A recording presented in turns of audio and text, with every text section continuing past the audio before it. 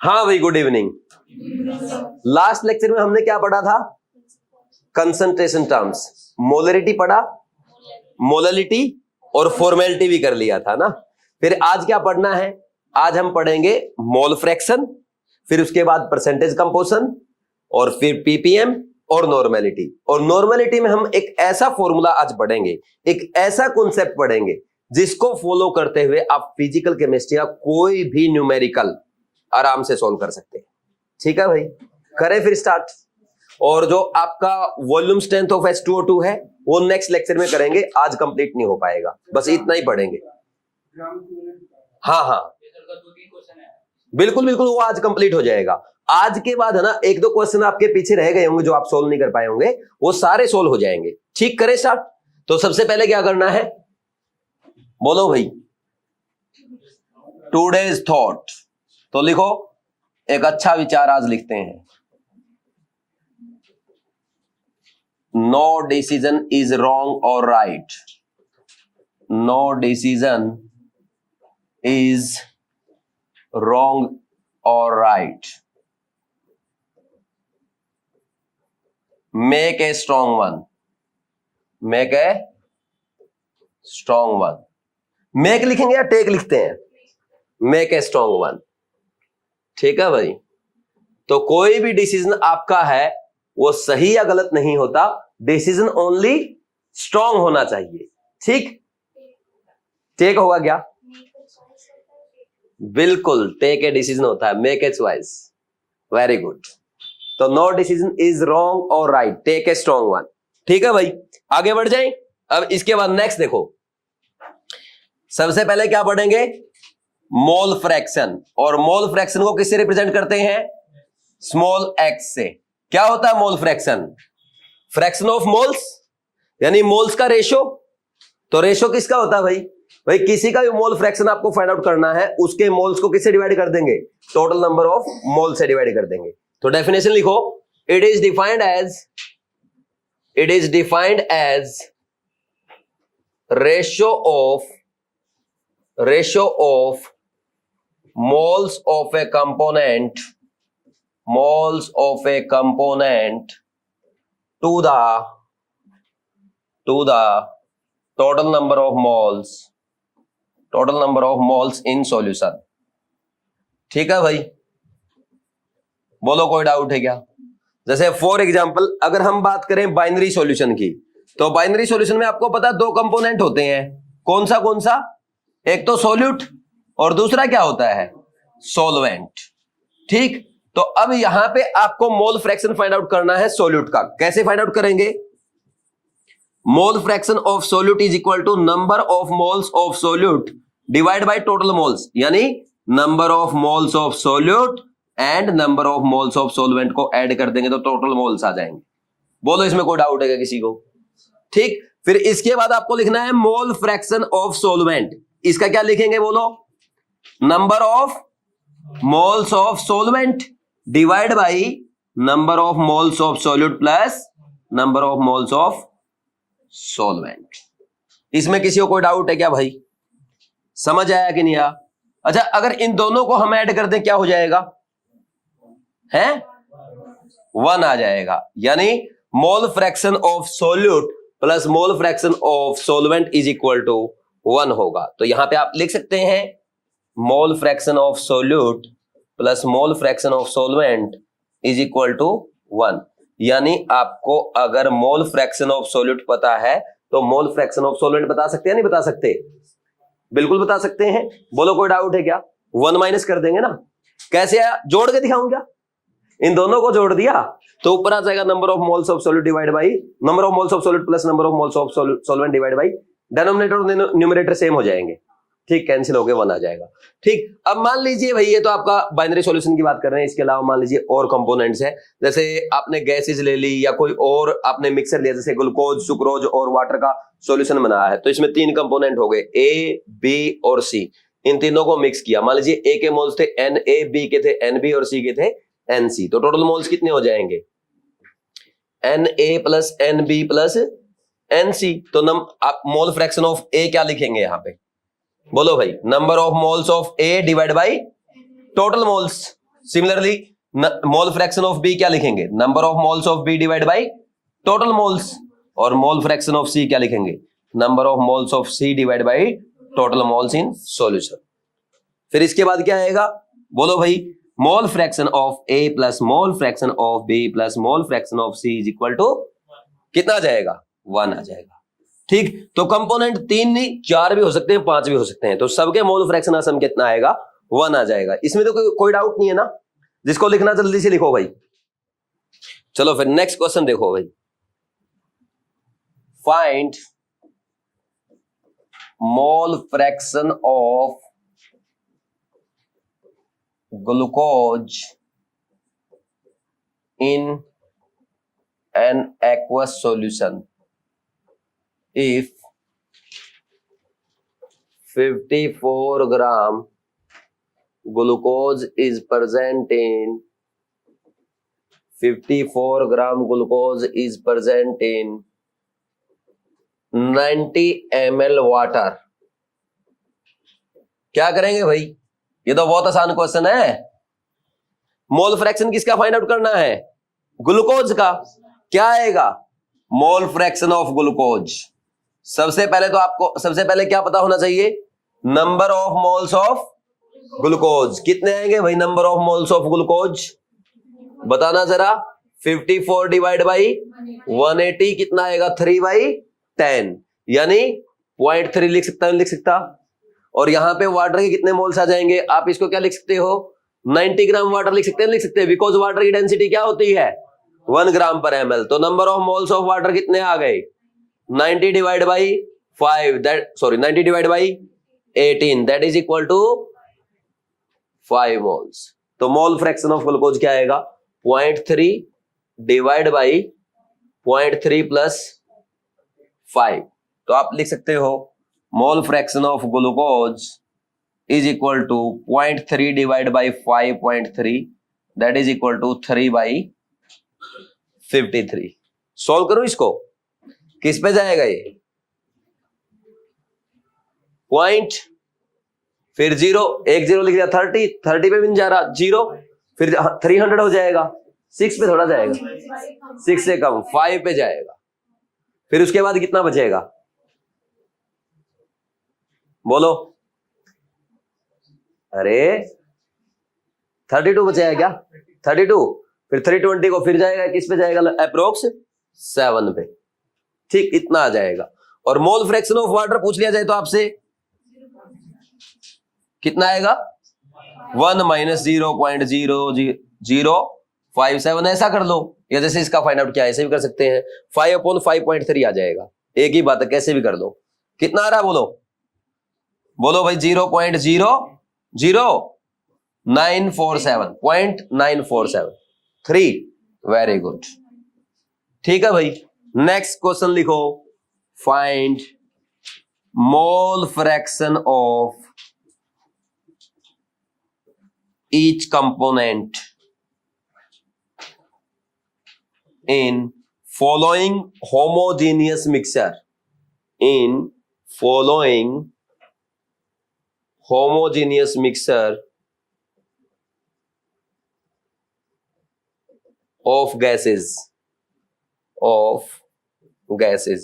भाई मैंने लिख के दे दिया 8.8 ग्राम तो ले लिया CO2, ठीक है ना, और साथ में ले लिया हमने, नेक्स्ट देखो भाई 5.6 ग्राम ले लिया N2 और 3.2 ग्राम ले लिया O2। बताओ भाई, कर लेंगे find out. Number of moles of CO2 कितना आया, अरे 0.2 आ जाएंगे, ये भी सोल्व करूंगा बार बार अब। और number of moles of N2, अरे 28 से डिवाइड कर दो, ये भी 0.2। Number of moles of O2 0.1।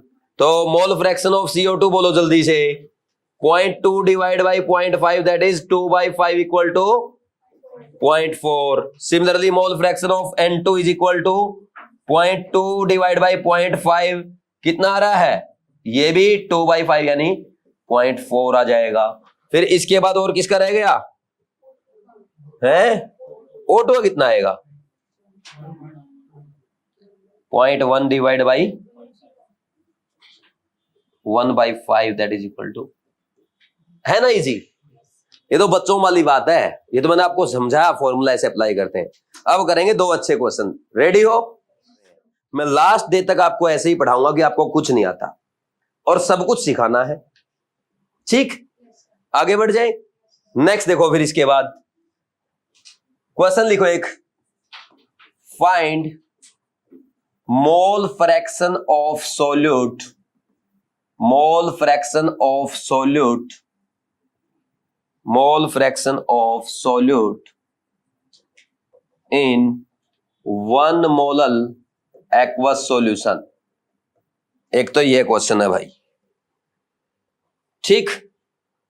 आप करो इसको सोल्व अच्छे से। ऑप्शंस लिख के दूं क्या? यस नो तो कर दिया करो। दूसरा, मैंने बोला ऑप्शंस लिख के दूं क्या? एक गुड़िया ने रिप्लाई किया, बाकी को मेरी समझ नहीं आती, मैं युगांडा से आया हूं। तो भाई अगर समझ आ रही रिप्लाई करो ना यार, मैं भी अपने ही देश का हूं भाई, रिप्लाई ही नहीं करते हो।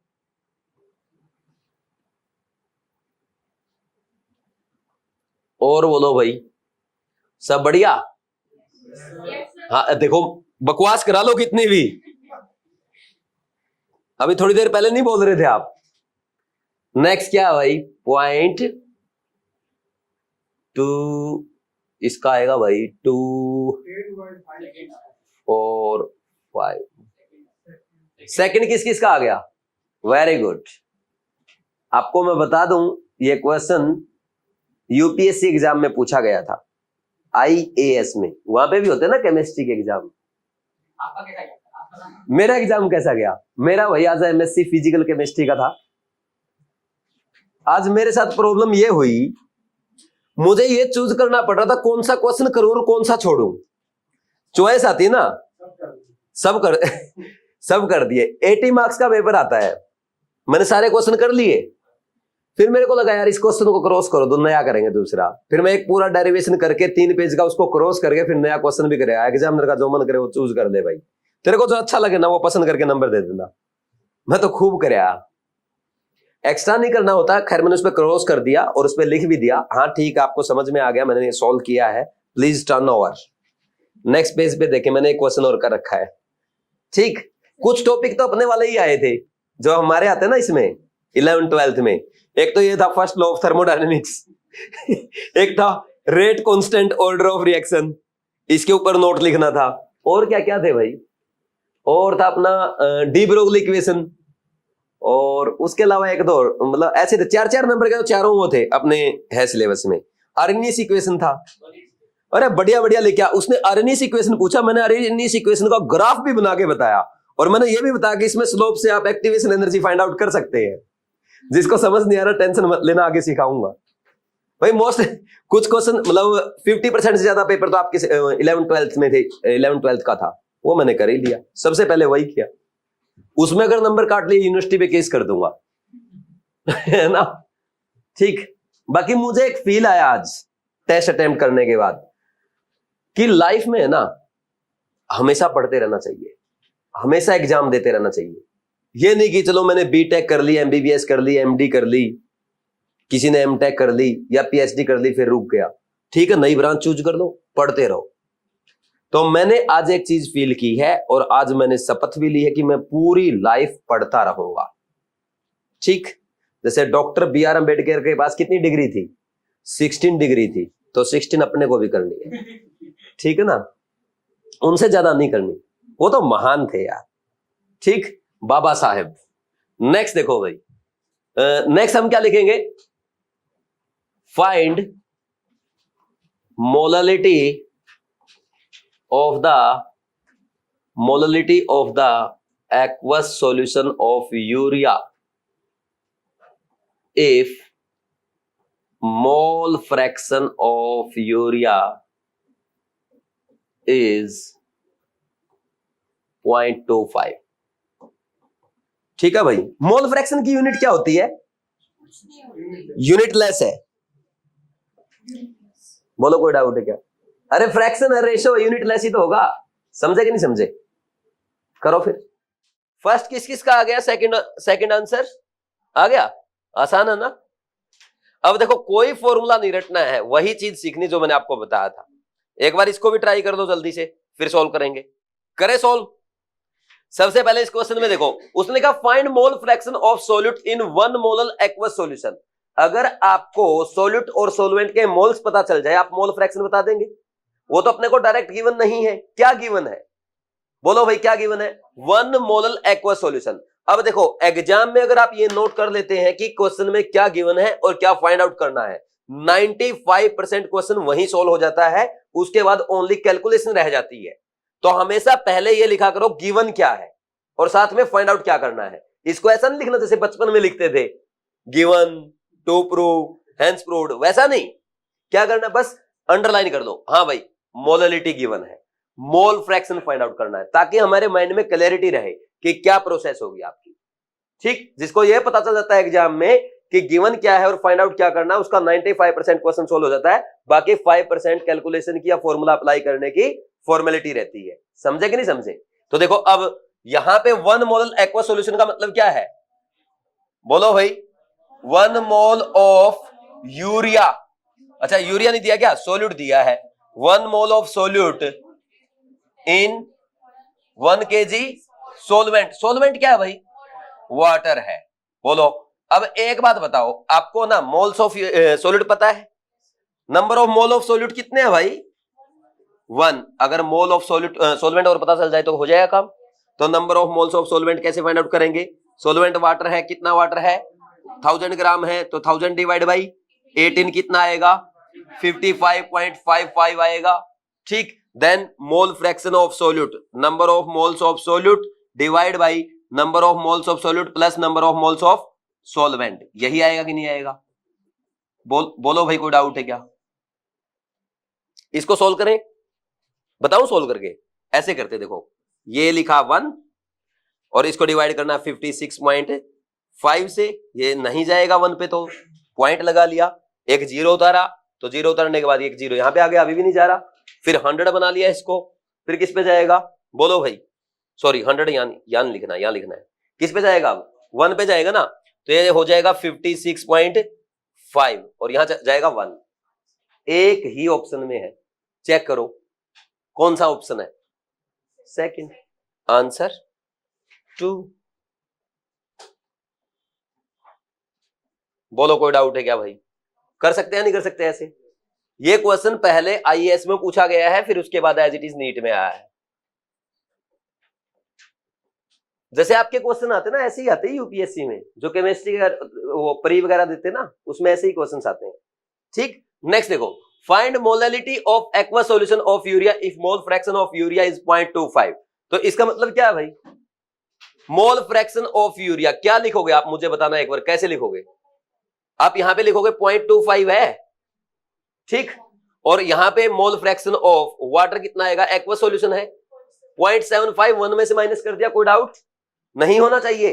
तो अब देखो मैं क्या लिखूंगा भाई, मोल फ्रैक्शन ऑफ यूरिया आप लिख सकते हो कितना? अरे मोल फ्रैक्शन ऑफ यूरिया आप लिख देंगे कितना? Number of moles of urea divide by number of moles of urea plus number of moles of पानी। ठीक, और मोल फ्रैक्शन ऑफ क्या? वाटर। कैसे लिखेंगे? बोलो, number of moles of water divide by number of moles of urea plus number of moles of water. इनको divide कर दो ऐसे।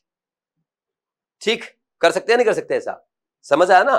तो अब देखो ये कैंसिल हो जाएगा, ये कितना आएगा?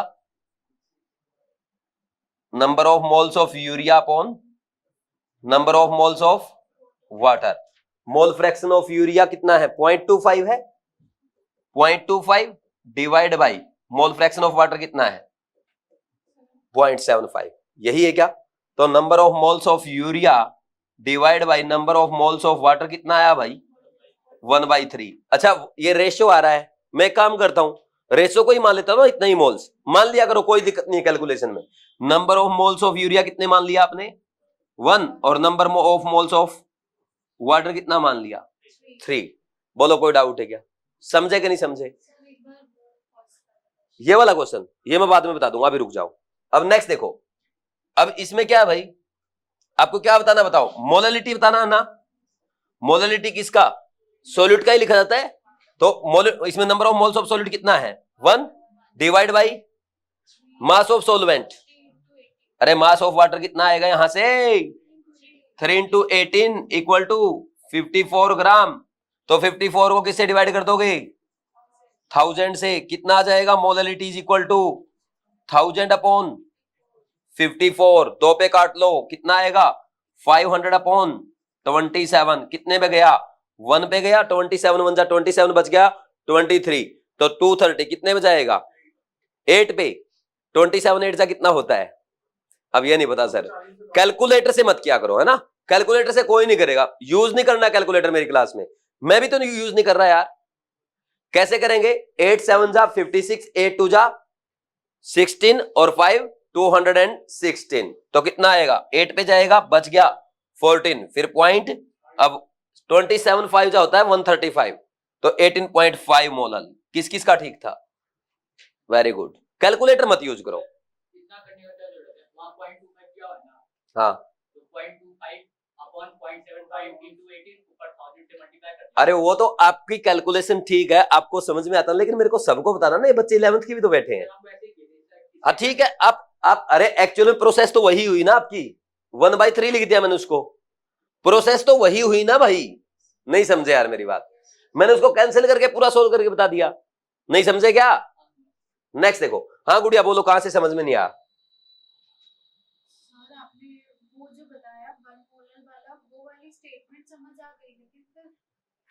1 mole of solute in 1 kg solvent समझ में आया। आपको मोल फ्रैक्शन फाइंड आउट करना है, सॉल्यूट का मोल फ्रैक्शन फाइंड आउट करेंगे। मोल तो मिल गया सॉल्यूट का, सॉल्वेंट का और चाहिए। सॉल्वेंट क्या है, वाटर, कितना 1000 ग्राम, तो 1000 बाई 18 कितना आ गया 55.5 मोल्स आ गए। मोल fraction of solute, number of moles of solute divided by total moles. बोलो कोई डाउट है क्या, कर लेंगे भाई ऐसे। नेक्स्ट आगे बढ़ जाए, चलो फिर नेक्स्ट लिखो जल्दी से। नेक्स्ट है भाई परसेंट कंपोजिशन। परसेंट कंपोजिशन, इसमें सबसे पहले हम क्या पढ़ेंगे, अच्छा परसेंट कंपोजिशन कैसे, इसमें क्या करना है आपको, परसेंटेज फाइंड आउट करनी है।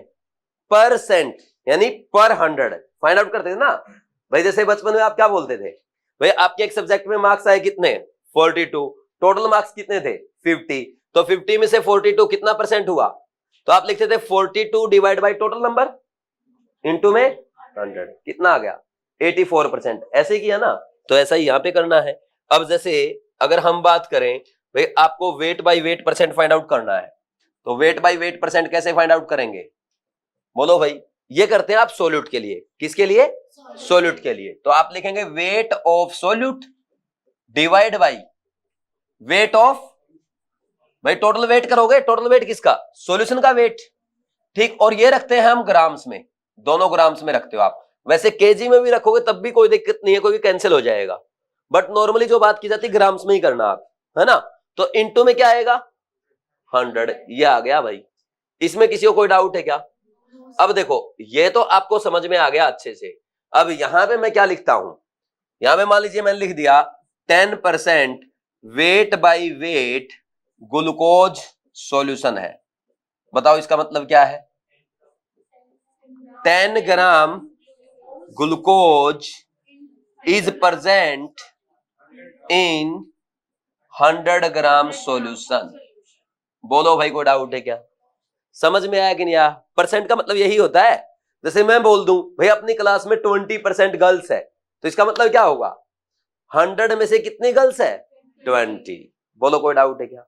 तो यही तो है 10% weight by wait glucose solution, 10 gram glucose is present in 100 gram solution. जिसको ये लिखना आता ना, अब वो मोलैलिटी भी फाइंड आउट कर सकता है और मोल फ्रैक्शन भी फाइंड आउट कर सकता है। कर सकते हैं नहीं कर सकते। अब क्या ही बचा इसके बाद फिर, बोलो कोई डाउट है क्या। आगे बढ़ जाऊं, नेक्स्ट देखो इसके बाद दूसरा क्या आता है, वेट बाई वॉल्यूम परसेंट। सुना आपने, तो इसमें क्या करेंगे, वेट ऑफ सोल्यूट, अभी लिखो मत एक साथ लिख लेना, wait of solute in grams divide by volume of solution in ml। Volume यहां पे ml में लेंगे, ठीक। वेट बाई वॉल्यूम परसेंट है ना, wait of solute in gram divide by volume of solution in ml multiply by 100। बोलो कोई doubt है क्या भाई? अब देखो मैं क्या लिखता हूं यहां पे, मान लीजिए मैंने लिख दिया 20% weight by volume NaOH solution, तो आप क्या बोलेंगे इसको बताना भाई? 20 ग्राम NaOH is present in 100 ml solution. एक बात बताओ, वॉल्यूम ऑफ सॉल्यूशन आ गया, मास ऑफ सॉल्यूट आ गया, तो number of moles of solute find out करके मोलरिटी फाइंड आउट कर सकते हैं नहीं कर सकते? कितना आसान हो जाता ना। कई बच्चे पता क्या करते हैं, वेट बाई वॉल्यूम के साथ मोलरिटी कैसे फाइंड आउट करना, मोलरिटी कैसे फाइंड आउट करना, डेंसिटी दिया क्या, कुछ नहीं करना, एक लाइन लिखनी आनी चाहिए जैसे मैंने सिखाया है। समझे कि नहीं समझे? अब इसके बाद देखो नेक्स्ट एक और आता है वॉल्यूम बाई वॉल्यूम परसेंट। इसमें क्या करेंगे भाई, ये आपने कफ सिरप पे लिखा देखा होगा, volume of solute in ml divide by volume of solution in ml multiply by 100। बोलो कोई डाउट है क्या? अब जैसे मान लीजिए मैंने यहां पे आपको लिख के दे दिया 10% वेट बाई वेट तो हो गया, 10% volume by volume percent HCl solution. इसका मतलब क्या भाई? 10 ml HCl इन 100 ml सॉल्यूशन। बोलो कोई डाउट है क्या? अब एक क्वेश्चन बोल दूं मैं यहां पे, आप करोगे? देखो फाइंड मोलरिटी ऑफ, यही लिख दूं क्या? चलो ये रहने दो, ये लिखता हूं, find molarity of 20% weight by volume NaOH solution. बोलो भाई, कर लेंगे? 30 सेकंड में आंसर आ जाना चाहिए। आ गया भाई? कितना आया है? 2.5 या 0.25? 2.5। अभी भी सोच लो। अरे 10% weight by volume NaOH solution का क्या मतलब, मुझे तो ये बता दो आप बस। इसका मतलब क्या है? 10 ग्राम NaOH is present in 100 ml solution. बोलो कोई डाउट है क्या? तो यहां से number of moles of solute कितने आ जाएंगे आप? 10/40। कितना आया? 0.25। ठीक है भाई। नेक्स्ट देखो, वॉल्यूम ऑफ सॉल्यूशन कितना है?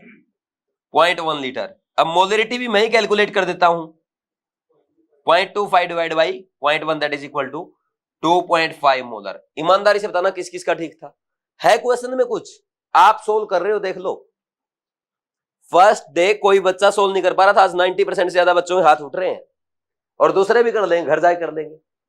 समझ आ रहा कि नहीं आ रहा मुझे ये बताओ भाई। फर्स्ट टाइम में अगर नोट्स का क्वेश्चन समझ में ना आए कोई टेंशन नहीं लेना, बट घर जाकर के अगर क्वेश्चन समझ में ना आए दोबारा मेरे से पूछना है। समझे? लिखा? लिख लिया भाई फॉर्मूला? टीचर कुत्ते जैसा होता है।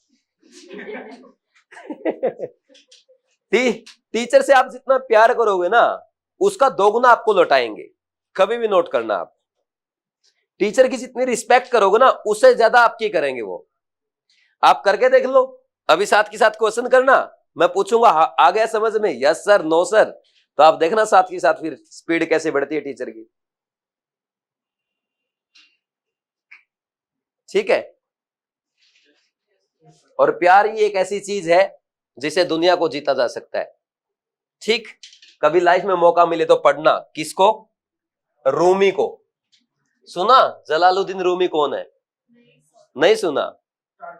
अमेरिका में उन्होंने जो टीचिंग्स उनकी जो रही, उन्होंने जो लिखा है जलालुद्दीन रूमी ने, उसके ऊपर लोग PhD करते हैं। जलालुद्दीन रूमी ऐसे इंसान हुए जिन्होंने सबसे ज्यादा लव के ऊपर लिखा है।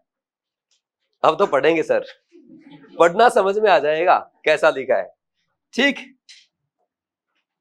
हाँ भाई, ठीक है ना? इनकी एक लाइन है, keep breaking your heart until it opens, और ये हर मायने में सही है जहां पे आप लगाना चाहते हैं। अपने दिल को तब तक तोड़ते रहो जब तक ये खुल के ना आ जाए। Keep breaking your heart until it opens. ठीक, ये जलालुद्दीन रूमी ने बोला है। नेक्स्ट देखो, क्वेश्चन लिखो अब। अरे ख्यालों में मत खो, स्कूल के बाद कॉलेज भी होता है, स्कूल के बाद कॉलेज भी होता है, कहीं स्कूल की याद आने लग गई हो, ठीक है ना, और वहां ज्यादा एंजॉय कर पाओगे। स्कूल में तो बंदिशें भी थी, ड्रेस पहन के जाना पड़ता था, 100 चीजें होती थी, मोबाइल नहीं लेके जा सकते थे, अब सब कुछ कॉलेज में, कोई दिक्कत नहीं होती, ज्यादा एंजॉय करोगे। Find molality and mole fraction of 10%, यहां पे लिख लो 20%, 10% ही लिखो यार, मजा नहीं आया मेरे को। 10% weight by weight aqueous solution of NaOH। कर लेंगे भाई, करो फिर जल्दी से। क्या लिखना है? अच्छा, जब आपको सीधा पूछ लिया जाए मोल फ्रैक्शन बताना है तो आप क्या करेंगे? जब सिंपल आपको बोल दिया भाई मोल फ्रैक्शन बताना, उस केस में क्या करेंगे आप? मोल फ्रैक्शन ऑफ सॉल्यूट बताएंगे, है ना। अगर डिफाइन नहीं हो ना कि सॉल्यूट का या सॉल्वेंट का, तो उस केस में आप मोल फ्रैक्शन किसका बताएंगे? सॉल्यूट का बताते हैं। ठीक, तो अब इसमें देखो सबसे पहले क्या लिखोगे? 10% weight by weight NaOH solution. हाँ, 10 ग्राम NaOH is present in 100 gram solution. Water बोलोगे, करी ना मिस्टेक। 100 ग्राम सॉल्यूशन में प्रेजेंट है बेटा, तो एक्वस सॉल्यूशन है तो 90 ग्राम होगा ना वाटर, तो उसमें 10 ग्राम तो NaOH हो गया ना। यही तो मिस्टेक करवानी थी आपसे, नहीं समझे? लिखो जिसने मिस्टेक की। कुछ बच्चे बोल रहे हैं सर 100 ग्राम वाटर आएगा क्योंकि एक्वस सॉल्यूशन है। भाई एक्वस सॉल्यूशन तो है, ये टोटल मास किसका है? सॉल्यूशन का है ना, उसमें से 10 ग्राम NaOH है, बाकी बचा हुआ 90 ग्राम वाटर है। अब कर लेंगे। अरे मोलैलिटी बतानी, अब बता दो यार। Molality is equal to number of moles कितने आएंगे? 10 डिवाइड बाई 40, और यहां पे वेट ऑफ सॉल्वेंट कितना आएगा? अरे वेट ऑफ वाटर बता दो प्लीज, कितना? 100 माइनस 10 इज इक्वल टू 90 ग्राम। तो 90 डिवाइड बाई क्या कर देंगे? अरे मोलैलिटी लिख रहे हैं, 90 divide by 1000, 10 upon 40 multiply by 1000 divide by 90। तो क्या होगा? 2 जीरो तो हो गई कैंसिल। ठीक, ये गई और ये गया 25 है, 25 डिवाइड बाई 9, 9 2 जा 28, कितना बच गया? 7। टेबल में याद कर रहा हूं, आपके काम की नहीं है। 9 7 जा 63, इतना आया कि नहीं आया? नेक्स्ट, इसके बाद बोलो भाई, नेक्स्ट और क्या फाइंड आउट करना था? मोल फ्रैक्शन ऑफ ग्लूकोज। अच्छा NaOH, ठीक, सॉरी मेरे से मिस्टेक हो गई। ठीक, कितना आएगा? 0.25 मोल तो किसके आ जाएंगे? NaOH के। 10 बाई 40 मैंने डायरेक्ट लिख दिया। टोटल मोल कितने आएंगे? 0.25 प्लस 5 मोल्स ऑफ, अरे 90 नंबर ऑफ मोल्स ऑफ पानी, 18 बाई 90 बाई 18, क्या यार कितना? 0.25 डिवाइड बाई 5.25, ये दोनों का ये दशमलव कैंसिल हो जाएगा, तो 25 ये कैंसिल जाएगा, 25 1 जा 25, 25 2 जा 50, बच गया 2, 25 एकम 25, 1/21। ठीक है, समझे कि नहीं समझे? नेक्स्ट एक क्वेश्चन और करें भाई। Density of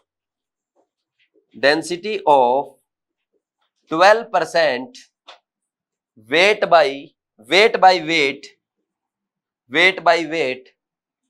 aqueous solution of urea is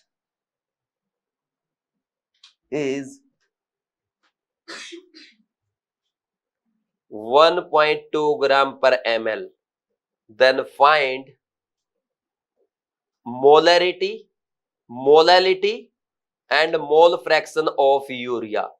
देखो भाई, नई चीज आपके लिए क्या आई है? मोलरिटी आई है, बाकी तो आप सब सीख चुके हो, तो करो जल्दी से फाइंड आउट। मोलरिटी और मोल फ्रैक्शन तो कर ही सकते हो। सबसे पहले क्या लिखेंगे?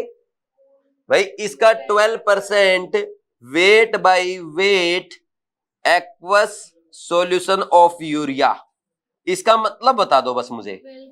12 gram urea is present in 100 gram 100 ml नहीं आएगा, डेंसिटी दे रखा है। अच्छा, वेट बाय वेट दिया इसलिए, ठीक है, वेरी गुड। तो आप क्या बोलेंगे, number of moles of urea कितने आए भाई, 12/60, 1/5 that is equal to 0.2, number of moles आ गए। अगर आपको वॉल्यूम ऑफ सॉल्यूशन पता चल जाए तो आप मोलरिटी बता देंगे, बट आपके पास क्या है, मास ऑफ सॉल्यूशन है। तो मास ऑफ सॉल्यूशन कितना है भाई, 100 ग्राम है, और डेंसिटी कितनी है, डेंसिटी है 1.2 ग्राम पर ml। अब जल्दी से बताओ मुझे कितना आएगा, वॉल्यूम ऑफ सॉल्यूशन बताना कैसे करते हैं, mass upon density 100 divide by 1.2 that is 1000 upon 12, किस में, ml में। क्या करेंगे, 1/12 लीटर। समझे कि नहीं समझे, कोई डाउट तो नहीं है। फिर इसके बाद देखो, molarity is equal to number of moles of urea divide by volume of solution. 1/12 litre कितना आया, 2.4 मोलर। ईमानदारी से बताना किस किस का सही था, वेरी गुड यार, सोल्व कर रहे हो यही अच्छी बात है, ट्राई भी कर रहे हो ना वो भी बहुत अच्छी बात है। ठीक, अब एक बात तो देखो, इसके बाद क्या आएगा, मोलरिटी बताना है। कितना आसान हो गया यार, यहां से आप लिख सकते हो क्या, मास ऑफ सॉल्यूशन कितना है 100 ग्राम, तो मास ऑफ वाटर कितना आएगा 100 minus 12 that is equal to 88 gram. तो अब आप मोलरिटी लिख सकते हो, number of moles of urea divide by moles of water करेंगे। कहां आप खोए हुए हो, weight of solvent in KG, तो कितना आएगा 0.2 मल्टीप्लाई बाई 100 डिवाइड बाई 88, पहले नहीं 1000, तो ये लो अब हो गया 100, ठीक है। तो कितना आया, ये जाएगा 44 पे, ये जाएगा 25 पे, ये 11 पे, तो 25/11, 11 दूनी 22 बच गया 3, 11 दूनी 22 बच गया 8, फिर 11 7 77, इतना मोल आ गया। मोल फ्रैक्शन भी मैं बताऊं क्या, मोल फ्रैक्शन ऑफ यूरिया 0.2 मोल्स तो किसके हैं, यूरिया के, और वाटर के कितने आएंगे भाई 88 डिवाइड बाई 18 करेंगे, number of moles of water 88 divide by 18 आएगा। कितना करना यार एक बार, 18 4 जा 72, बच गया कितना 8 16, तो अप्रोक्स 4.9 आएगा। तो आप इसको लिख देना 4.9, तो ये आपका आ जाएगा 2/51। सही लिखा गया मैंने, अरे एक्चुअल में क्या था 0.2 अपॉन 5.1, 2/51 लिख दिया। कर सकते हैं भाई ऐसे, आगे बढ़ जाऊं फिर, ऐसे क्वेश्चन और कराऊं क्या, आप मुझे बताओ कहीं पे डेंसिटी के साथ कोई फॉर्मूला याद करने की जरूरत है क्या, एक लाइन आनी चाहिए भाई। आपको ये दे रखा है 12% weight by weight, 12 gram urea present है भाई 100 ग्राम सॉल्यूशन में, डेंसिटी वगैरह दे रखी है, उससे वॉल्यूम फाइंड आउट कर सकते हो आप। आपके पास मास ऑफ सोल्यूट है, उससे मोल्स फाइंड आउट कर लो, मास ऑफ सोल्यूट सॉल्यूशन भी गिवन है, उससे mass of solvent find out कर सकते हो। फिर आप मोलरिटी फाइंड आउट करो, मोलरिटी फाइंड आउट करो, मोल फ्रैक्शन फाइंड आउट करो, कुछ भी करो। समझे कि नहीं समझे, आगे बढ़ जाए।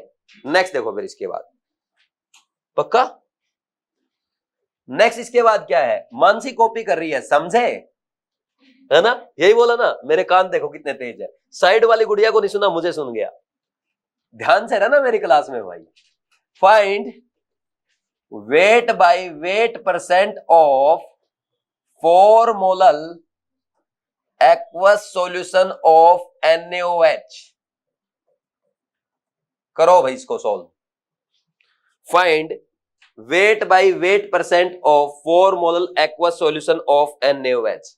ये तो बहुत टफ क्वेश्चन हो गया है, वो लिख लिया ना जिसने एक line, 4 molal means 4 mole of NaOH in 1 kg solvent, बस फिर क्वेश्चन हो जाएगा। इसके बाद एक क्वेश्चन और लिख दूं, बोलो अच्छा क्वेश्चन लिख दूं। Find mass of 70% HNO3 required to prepare 250 ml 2 molar HNO3 solution। करो भाई जल्दी से। कर लिया भाई है 45 ग्राम इसका आ गया, सही है। और इसका क्या आया, इसका तो मुझे भी चेक करना पड़ेगा, उसका तो याद है, वो एग्जाम का क्वेश्चन है, ये नीट एग्जाम का पूछा हुआ क्वेश्चन है। ठीक, अब देखो ये वाला कैसे करेंगे। अब कॉपी पेन रख दिया करो जब मैं बताऊं, क्योंकि तो आपको टाइम दिया था ना। तो क्या करेंगे भाई, 4 मोलल सॉल्यूशन का मतलब क्या है, 4 mole of urea in 1 kg solvent. अच्छा NaOH है क्या, उससे क्या फर्क पड़ रहा, लो नहीं फर्क पड़ेगा भाई, ये बात सही है, फर्क पड़ेगा। क्योंकि आपको पता क्या बताना, वेट बाई वेट परसेंट, यानी weight of solute divide by wait of solution into 100 करेंगे तब आएगा। ठीक, तो आपको सबसे पहले क्या चाहिए, वेट मास ऑफ सॉल्यूट बताना भाई कितना है, 4 इंटू 40 कितना हुआ 160 ग्राम। ठीक, और ये कितना आ जाएगा, मास ऑफ सॉल्वेंट कितना है 1000 ग्राम, तो मास ऑफ सॉल्यूशन कितना आया 1160 ग्राम है।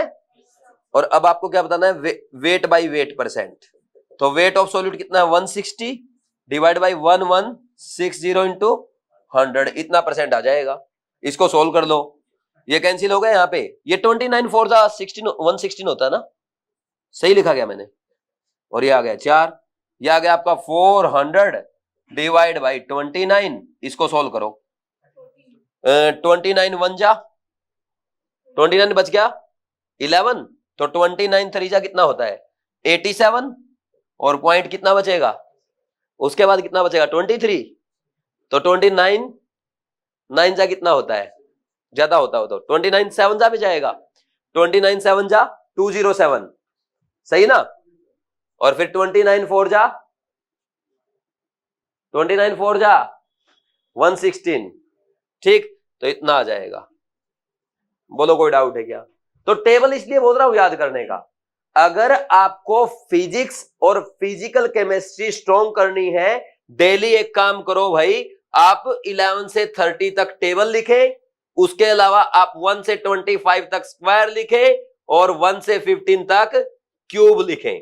साथ में आप काम एक ये भी कर सकते हो कि जैसे आपने ऊपर तीन डिजिट लिख दिया और उसको मल्टीप्लाई कर दिया नीचे 2 डिजिट से, जैसे ये कर दिया। ठीक, ऐसी आप 5 कैलकुलेशन साथ में करें, इससे आपकी फिजिकल और फिजिक्स स्ट्रांग होगी, साथ में आपकी कंसंट्रेशन इंक्रीज होगी, आपको पढ़ने में ज्यादा मजा आएगा। हो सकता है जब आप ये काम आप कर रहे हो तो साइड वाला पड़ोसी आके बोले हाँ भाई पैसे देके ये सीख के आया क्या, लेकिन जब आपका सिलेक्शन हो जाएगा वो ये पूछेगा क्या किया था भाई उस टाइम पे। आप करके देखो, जिसकी फिजिक्स और फिजिकल केमिस्ट्री बिल्कुल वीक है वो 40 डेज तक ये काम करे, और 40 डेज के बाद देखना रिजल्ट देखना। जैसे बोलते हैं ना 41 डेज तक हनुमान चालीसा का पाठ करो, तो 40 डेज तक इसका पाठ करो। ठीक, समझे कि नहीं समझे, कर लिया नोट, ये हटा दूं। अच्छा कुछ बच्चे पता क्या करते हैं, कैलकुलेशन मैंने बोल दिया 4 डिजिट 5 डिजिट की, ऐसा नहीं करना, 3 और 2 बस, ज्यादा से ज्यादा 3 और 3 और 5 कैलकुलेशन बस। जैसे बचपन में आते थे ना 3rd क्लास में, आपके 2nd 3rd क्लास में देते हो ना ऐसे कैलकुलेशन करना, वैसा ही। अब इसका रिजल्ट क्या होता है वो मैं अभी नहीं बताऊंगा, रिजल्ट आप बताएंगे। हाँ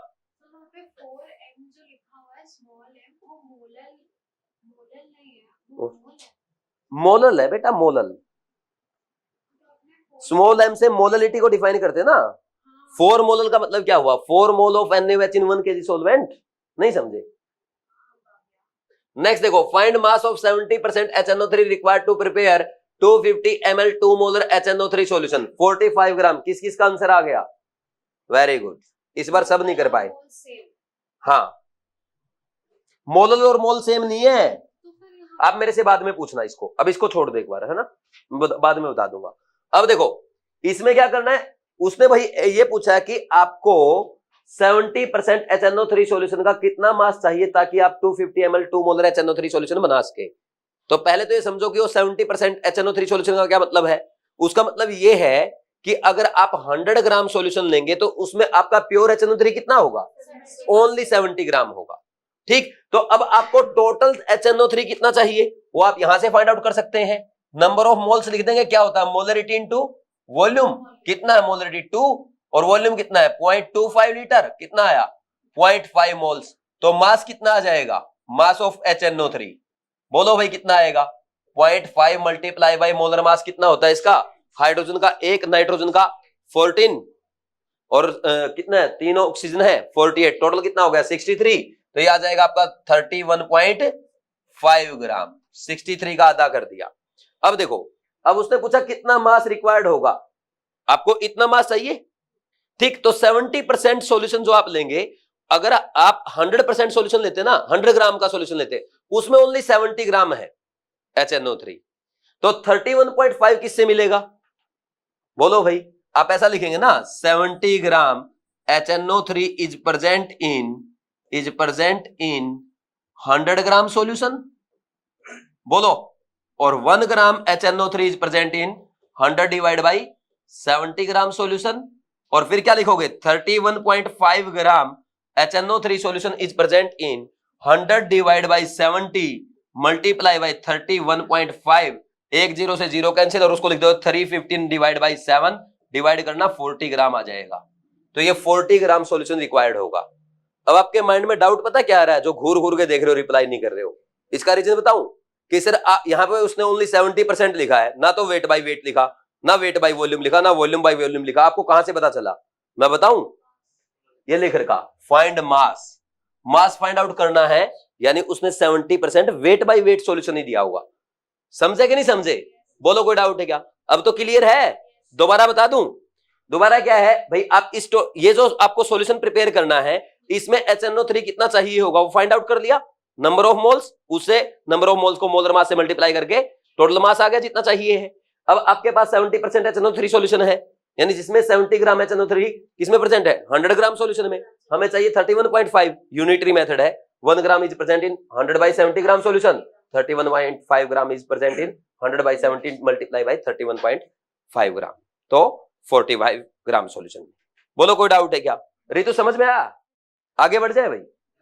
हाँ, नेक्स्ट देखो, नेक्स्ट क्या आएगा भाई ppm। ppm का मतलब क्या है पार्ट्स पर मिलियन। अब ये वाली कंसंट्रेशन किसके लिए यूज करते हैं, क्या कोई बात नहीं मैं दे दूंगा आपको। ठीक, देखो पार्ट्स पर मिलियन का क्या मतलब है भाई, जैसे अभी वेट बाय वेट परसेंट है, वेट बाय वॉल्यूम परसेंट है, वॉल्यूम बाय वॉल्यूम परसेंट, ये आपने है ना मेडिसिन पे या कफ सिरप वगैरह पे लिखा देखा होगा। ठीक, बट पीपीएम देखा आपने आज तक? पीपीएम भी होता है, आगे आएगा आपने, जैसे वाटर होता है ना, वाटर ड्रिंकिंग वाटर में फ्लोराइड कंसंट्रेशन कितनी प्रेजेंट है, फ्लोराइड आयन की कंसंट्रेशन, सल्फेट आयन की, नाइट्रेट आयन की। ठीक, ये आपके एनवायरमेंटल केमिस्ट्री में आता है, तो वहां पे आपको पीपीएम देखने को मिलेगा। ठीक, तो इसलिए यहीं पे सीखना जरूरी, ताकि वहां पे समझ में आ जाए कि इसका मतलब क्या है। ठीक, तो पार्ट्स पर मिलियन आप बहुत छोटे कंसंट्रेशन के लिए यूज करते हैं, जैसे अभी आपने पढ़ा परसेंट, परसेंट यानी पर 100, 100 में कितना, तो यहां पे है पर मिलियन, मिलियन में कितना 10 की पावर 6 में कितना, समझे कि नहीं समझे, बोलो कोई डाउट है क्या? तो पार्ट्स पर मिलियन कैसे फाइंड आउट करेंगे, यहां पे आप लिख देंगे, जैसे मोस्टली वेट बाय वेट ही लिखा रहता है, तो आप अब यहां पे तो यार वो परसेंट की टाइप फाइंड आउट कर रहे हैं, चाहे वेट बाय वेट करो, चाहे वेट बाय चाहे वॉल्यूम बाय वॉल्यूम करो, कुछ भी करो। तो यहां पे अगर वेट बाय वेट में करेंगे पीपीएम बाय मास, ऐसा अगर आप लिखते हैं तो इसमें क्या करना है वेट ऑफ सॉल्यूट, वेट की बजाय मास लिखना ज्यादा अच्छा रहता है ना, mass of solution, mass of solute divide by mass of solution. तो जब आप परसेंट फाइंड आउट करते थे तो 100 से मल्टीप्लाई करते थे, इस केस में क्या करेंगे इंटू 10 की पावर 6। कोई डाउट नहीं है ना? जैसे मान लीजिए मैं बोल देता हूं भाई, मैंने बोल दिया यहां पे 10 ppm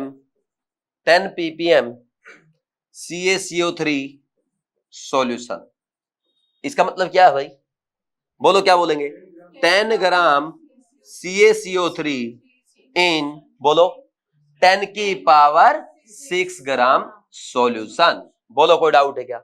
समझ आया कि नहीं आया? वेरी गुड, आगे बढ़ जाएं। ये लिख लो, मैं क्वेश्चन लिख देता हूं तब तक। ठीक, if 10 gram CaCO3 is present in 10 की बजाय यहां पे 20 लिख देते हैं। If 20 gram CaCO3 is present in 10 kg solution, then find concentration in ppm by mass। कर लेंगे भाई, इसको सोल्व करो सबसे पहले तो। ये find concentration in ppm by मास। अच्छा, आप लिख सकते हैं गंदी लैंग्वेज, हम नहीं लिख सकते। लिखते ना डॉक्टर। आपको पता है एक डेटा आया था, बहुत सारे पेशेंट्स इसलिए मर जाते हैं क्योंकि डॉक्टर की राइटिंग अच्छी नहीं होती और उनको सही मेडिसिन नहीं मिल पाती। मैं पढ़ रहा था एक रिसर्च में, ऐसा भी होता भाई। तो भाई प्लीज आप थोड़ी ठीक रखना, है ना? नहीं, मैं नहीं आऊंगा आपके पास बीमार होने के बाद। Find concentration of urea in ppm of 0.15 weight by weight % solution। एक ये क्वेश्चन हो गया, करो जल्दी से। नहीं कर पाए? आ गया भाई आंसर? नहीं कर पाए? ये हो गया। इसका कितना आया फर्स्ट का? देखो भाई, आपको है ना ppm by mass find out करना है, तो वही बोलो सॉल्यूट का मास कितना दिया है 20 ग्राम और सॉल्यूशन का मास कितना दिया है 10 केजी। तो 10 केजी यानी 10,000 ग्राम हो गया, मल्टीप्लाई बाई 10 की पावर 6 कितना आएगा भाई 2 इंटू 10 की पावर 3 ppm। किस किस का ठीक था भाई? बोलो कोई डाउट है क्या? समझ आ गया? नेक्स्ट ये वाला क्वेश्चन करें। इसमें क्या होगा, आपको ना वेट बाय वेट दिया गया है, तो इसका मतलब लिख देंगे आप 0.15 gram urea in 100 gram solution, यही करेंगे ना। और अब आपको ppm bye mass find out करना है कंसंट्रेशन। कैसे करेंगे? मास ऑफ सॉल्यूट है कितना 0.15 divide by mass of solution कितना है 100 मल्टीप्लाई बाय 10 की पावर 6 कितना आया 1500 ppm। बोलो भाई किसी को कोई डाउट है क्या? 1500 ppm। किसके ठीक थे दोनों? Very good. मतलब क्वेश्चन आप कर रहे हो ना, यही बहुत अच्छी बात होती है क्लास में तो ना। अगर आप क्वेश्चन सोल्व करते रहो ना, बहुत अच्छी बात है। सभी से ना हो भाई, अगर आपसे क्वेश्चन सारे ही हो जाएंगे तो मेरे पास क्या करने आओगे? फिर मेरी वैल्यू कैसे बढ़ेगी? हालांकि मेरी वैसे ही बहुत ज्यादा है, वो अलग बात है, ठीक है ना।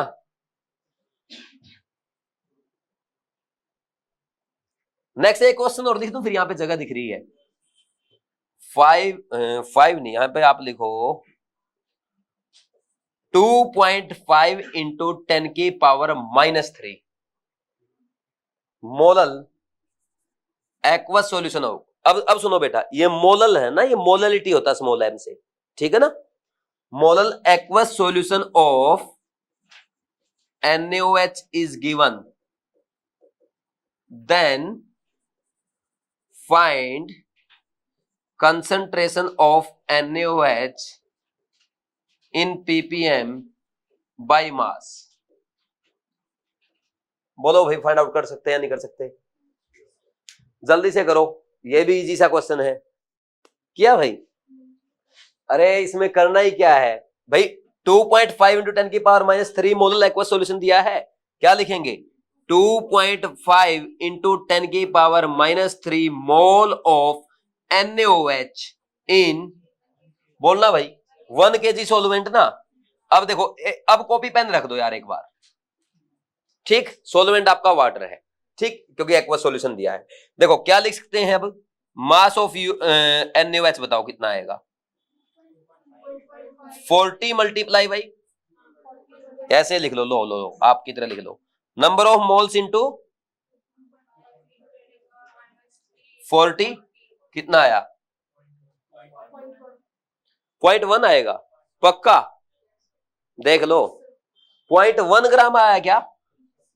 ठीक, अब आपको पता क्या करना है, देखो आपको फाइंड आउट करना है concentration of ppm NaOH in PPM by mass. कैसे करेंगे भाई बताना? Mass of solute 0.1 gram divide by mass of solution कितना? 1000.1 ग्राम है, तो 1000 ही लिख लो ना यार। अरे नहीं समझे, मैं लिख देता हूं यहां पे, नहीं तो बाद में रिवीजन करोगे तब दिक्कत आएगी ना। 1000 प्लस 0.1 1000.1 अप्रोक्स 1000 ग्राम ही ले लिया मैंने। अब तो ठीक है, इनटू में 10 की पावर 6। अब बताओ कितना आएगा? है 100 आ गया क्या? Very good, 100 ppm। किस किस का ठीक था भाई? सबका ठीक है, फिर बोल क्यों नहीं रहे हो? क्या करते हो पता नहीं यार। अरे ठीक होने के बाद तो चिल्ला दिया करो, कर लिया सर। नेक्स्ट एक क्वेश्चन और करा रहा हूं मैं, थोड़ा डिफरेंट टाइप का, थोड़ा लेंथी क्वेश्चन करें भाई। आपको ये बताना है which of the following has highest concentration. मतलब इस टाइप का क्वेश्चन एग्जामिनर लेंथी बनाने के लिए पूछ सकता है। ठीक, पहला ऑप्शन मैंने आपको दे दिया 2 मोलल NaOH सॉल्यूशन। ठीक है भाई, दूसरा ऑप्शन मैंने आपको दिया है 10% weight by weight NaOH solution. Third option मैंने आपको दिया 5 molar NaOH solution whose density is, density लिख लेना ब्रैकेट में, डेंसिटी ऑफ सॉल्यूशन इज 1.2 ग्राम पर ml। और फोर्थ ऑप्शन आपके लिए है 10 ppm NaOH बाय मास। बोलो भाई, कर सकते हैं या मैं बताऊं? चलो मैं सिखा देता हूं ऐसे क्वेश्चन को कैसे करना होता है। भाई सबसे पहले आपको यह बताना है कि सबसे ज्यादा कंसंट्रेशन किसकी होगी, मैक्सिमम कंसंट्रेशन किसकी होगी। तो आपको क्या करना होगा, चारों डिफरेंट दिए हैं भाई। फर्स्ट मोलरिटी दिया है, दूसरा वेट बाय वेट परसेंट, तीसरा मोलरिटी और चौथा पीपीएम। तो सबको ना आप पहले एक टर्म में लेके जाओ, किसी भी एक में जिसमें आपका मन करे। ठीक, तो फिर उसमें क्या करेंगे, आराम से कंपेयर कर पाएंगे। जैसे मान लीजिए आपने सबको मोलरिटी में कन्वर्ट कर लिया, तो फिर आप आराम से बता देंगे ना कि जिसकी मोलरिटी ज्यादा उसी कंसंट्रेशन ज्यादा। तो अब यहां पे आपको यह देखना होगा कि मोलरिटी बनाए, सबका वेट बाय वेट परसेंट बनाए, सबका मोलरिटी बनाए या सबका पीपीएम बाय मास बनाए। आप बताओ सबसे आसान हमारे लिए क्या रहेगा? मोलरिटी आसान रहेगा। पता है क्यों आसान रहेगा? क्योंकि यहां पे 10% वेट बाय वेट जो दिया है ना, इसको हम आराम से मोलरिटी में लिख सकते हैं, बट मोलरिटी में लिख सकते हैं क्योंकि उसकी डेंसिटी नहीं गिवन। ठीक है ना, और यहां पे सॉल्यूशन की डेंसिटी गिवन है, इसको भी आप मोलरिटी में आराम से कन्वर्ट कर सकते हो। तो सबको समझ में आया मोलरिटी में कन्वर्ट करना है। तो पहला ऑप्शन तो आप एज इट इज लिख लो, कितना है 2 मोलल NaOH सॉल्यूशन। अब दूसरा ऑप्शन देखो, दूसरे में क्या है, उसको लिखोगे 10% वेट बाय वेट को क्या लिखेंगे, 10 ग्राम NaOH इन 100 ग्राम सॉल्यूशन। तो अब इसकी मोलरिटी, ऐसा क्वेश्चन पीछे किया था हमने, कैसे आएगा? Molarity is equal to 10 divide by 25, ये हो गया, सॉरी 40, ये हो गया 10 बाई 40 नंबर ऑफ मोल्स आ गए। अब मुझे ये बताओ भाई, यहां पे वेट ऑफ सॉल्वेंट कितना है? अरे 90 ग्राम होगा ना, डिवाइड बाई 1000। तो ये क्वेश्चन आपने किया था, आपको याद नहीं, मुझे याद है। याद है आपको? कहां याद है यार, ऐसे ही बोलते रहते हो। ये कैंसिल, ये कैंसिल, ये 25/9। अब याद आया? 2 पॉइंट कितना आया था? ठीक है, यही आया था ना, आज इतना ही आएगा अप्रोक्स। ठीक, थर्ड चेक करो, थर्ड में क्या दिया, मोलरिटी दिया है। तो 5 मोलर का मतलब आप लिख सकते हो 5 moles of NaOH in 1 litre solution. अब आपको मोलरिटी बनाना है, तो मोलरिटी के लिए वेट ऑफ सॉल्वेंट चाहिए। तो आपके पास वेट ऑफ सॉल्यूट तो है, अगर आपके पास वेट ऑफ सॉल्यूशन भी आ जाए तो आप वेट ऑफ सॉल्वेंट बता देंगे, और मोल्स गिवन है, मोलिटी भी आ जाएगा। तो हम यहां पे क्या करेंगे, देखो density of solution, volume of solution given है, डेंसिटी ऑफ सॉल्यूशन भी है, कितना 1.2 ग्राम पर ml।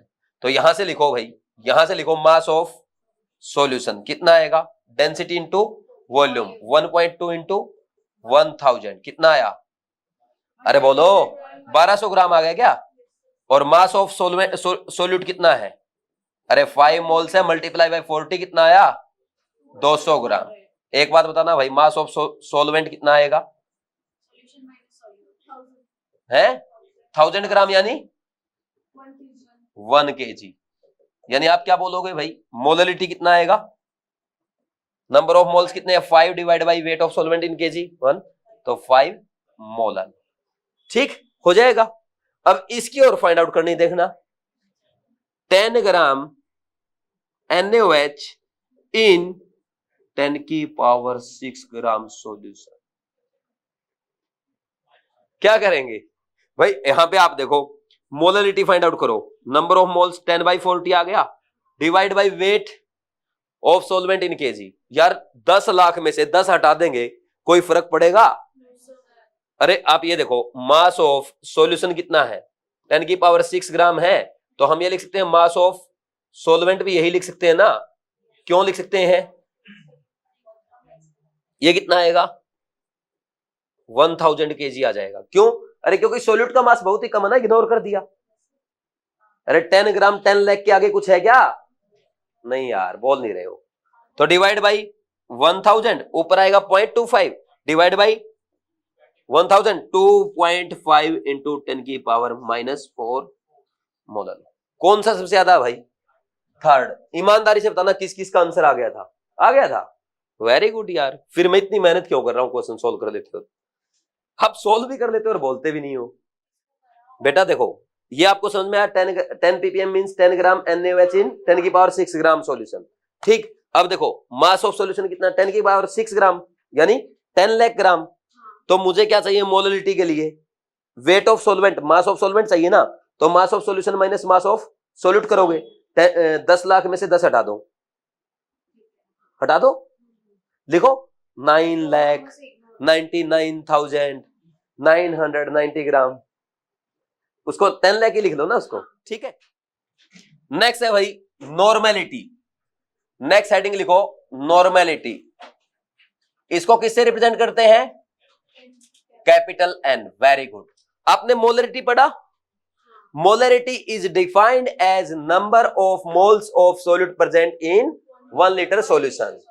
तो नॉर्मेलिटी में क्या हो जाएगा, number of gram equivalents present in 1 litre solution. तो इसमें लिखो मेरे साथ साथ, it is defined as number of gram equivalents, gram equivalent बोल दो या सिंपल इक्विवेलेंट बोल दो, बात एक ही होता है ना। Number of gram equivalent present, number of gram equivalent of solute present इन, बोलो भाई, प्रेजेंट इन 1 लीटर सॉल्यूशन। ठीक, बोलो कोई डाउट है क्या। अब यहां पे नॉर्मेलिटी का फॉर्मूला क्या बनेगा भाई, नॉर्मेलिटी में क्या लिख सकता हूं, normality is equal to number of equivalents of, gram equivalent बोल दो बेशक, ऑफ सॉल्यूट डिवाइड बाय, बोलो volume of solution in litre. ठीक, तो यहां से आप शॉर्ट में इसको ऐसे भी लिख सकते हो, देखो शॉर्ट में इसकी साइड में लिख देता हूं, क्या लिखेंगे बताओ, capital N is equal to number of equivalent of solute divide by volume of solution in litre. किसी को कोई डाउट दुख दर्द नहीं होना चाहिए, ठीक। इसके बाद आगे बढ़ जाएं फिर।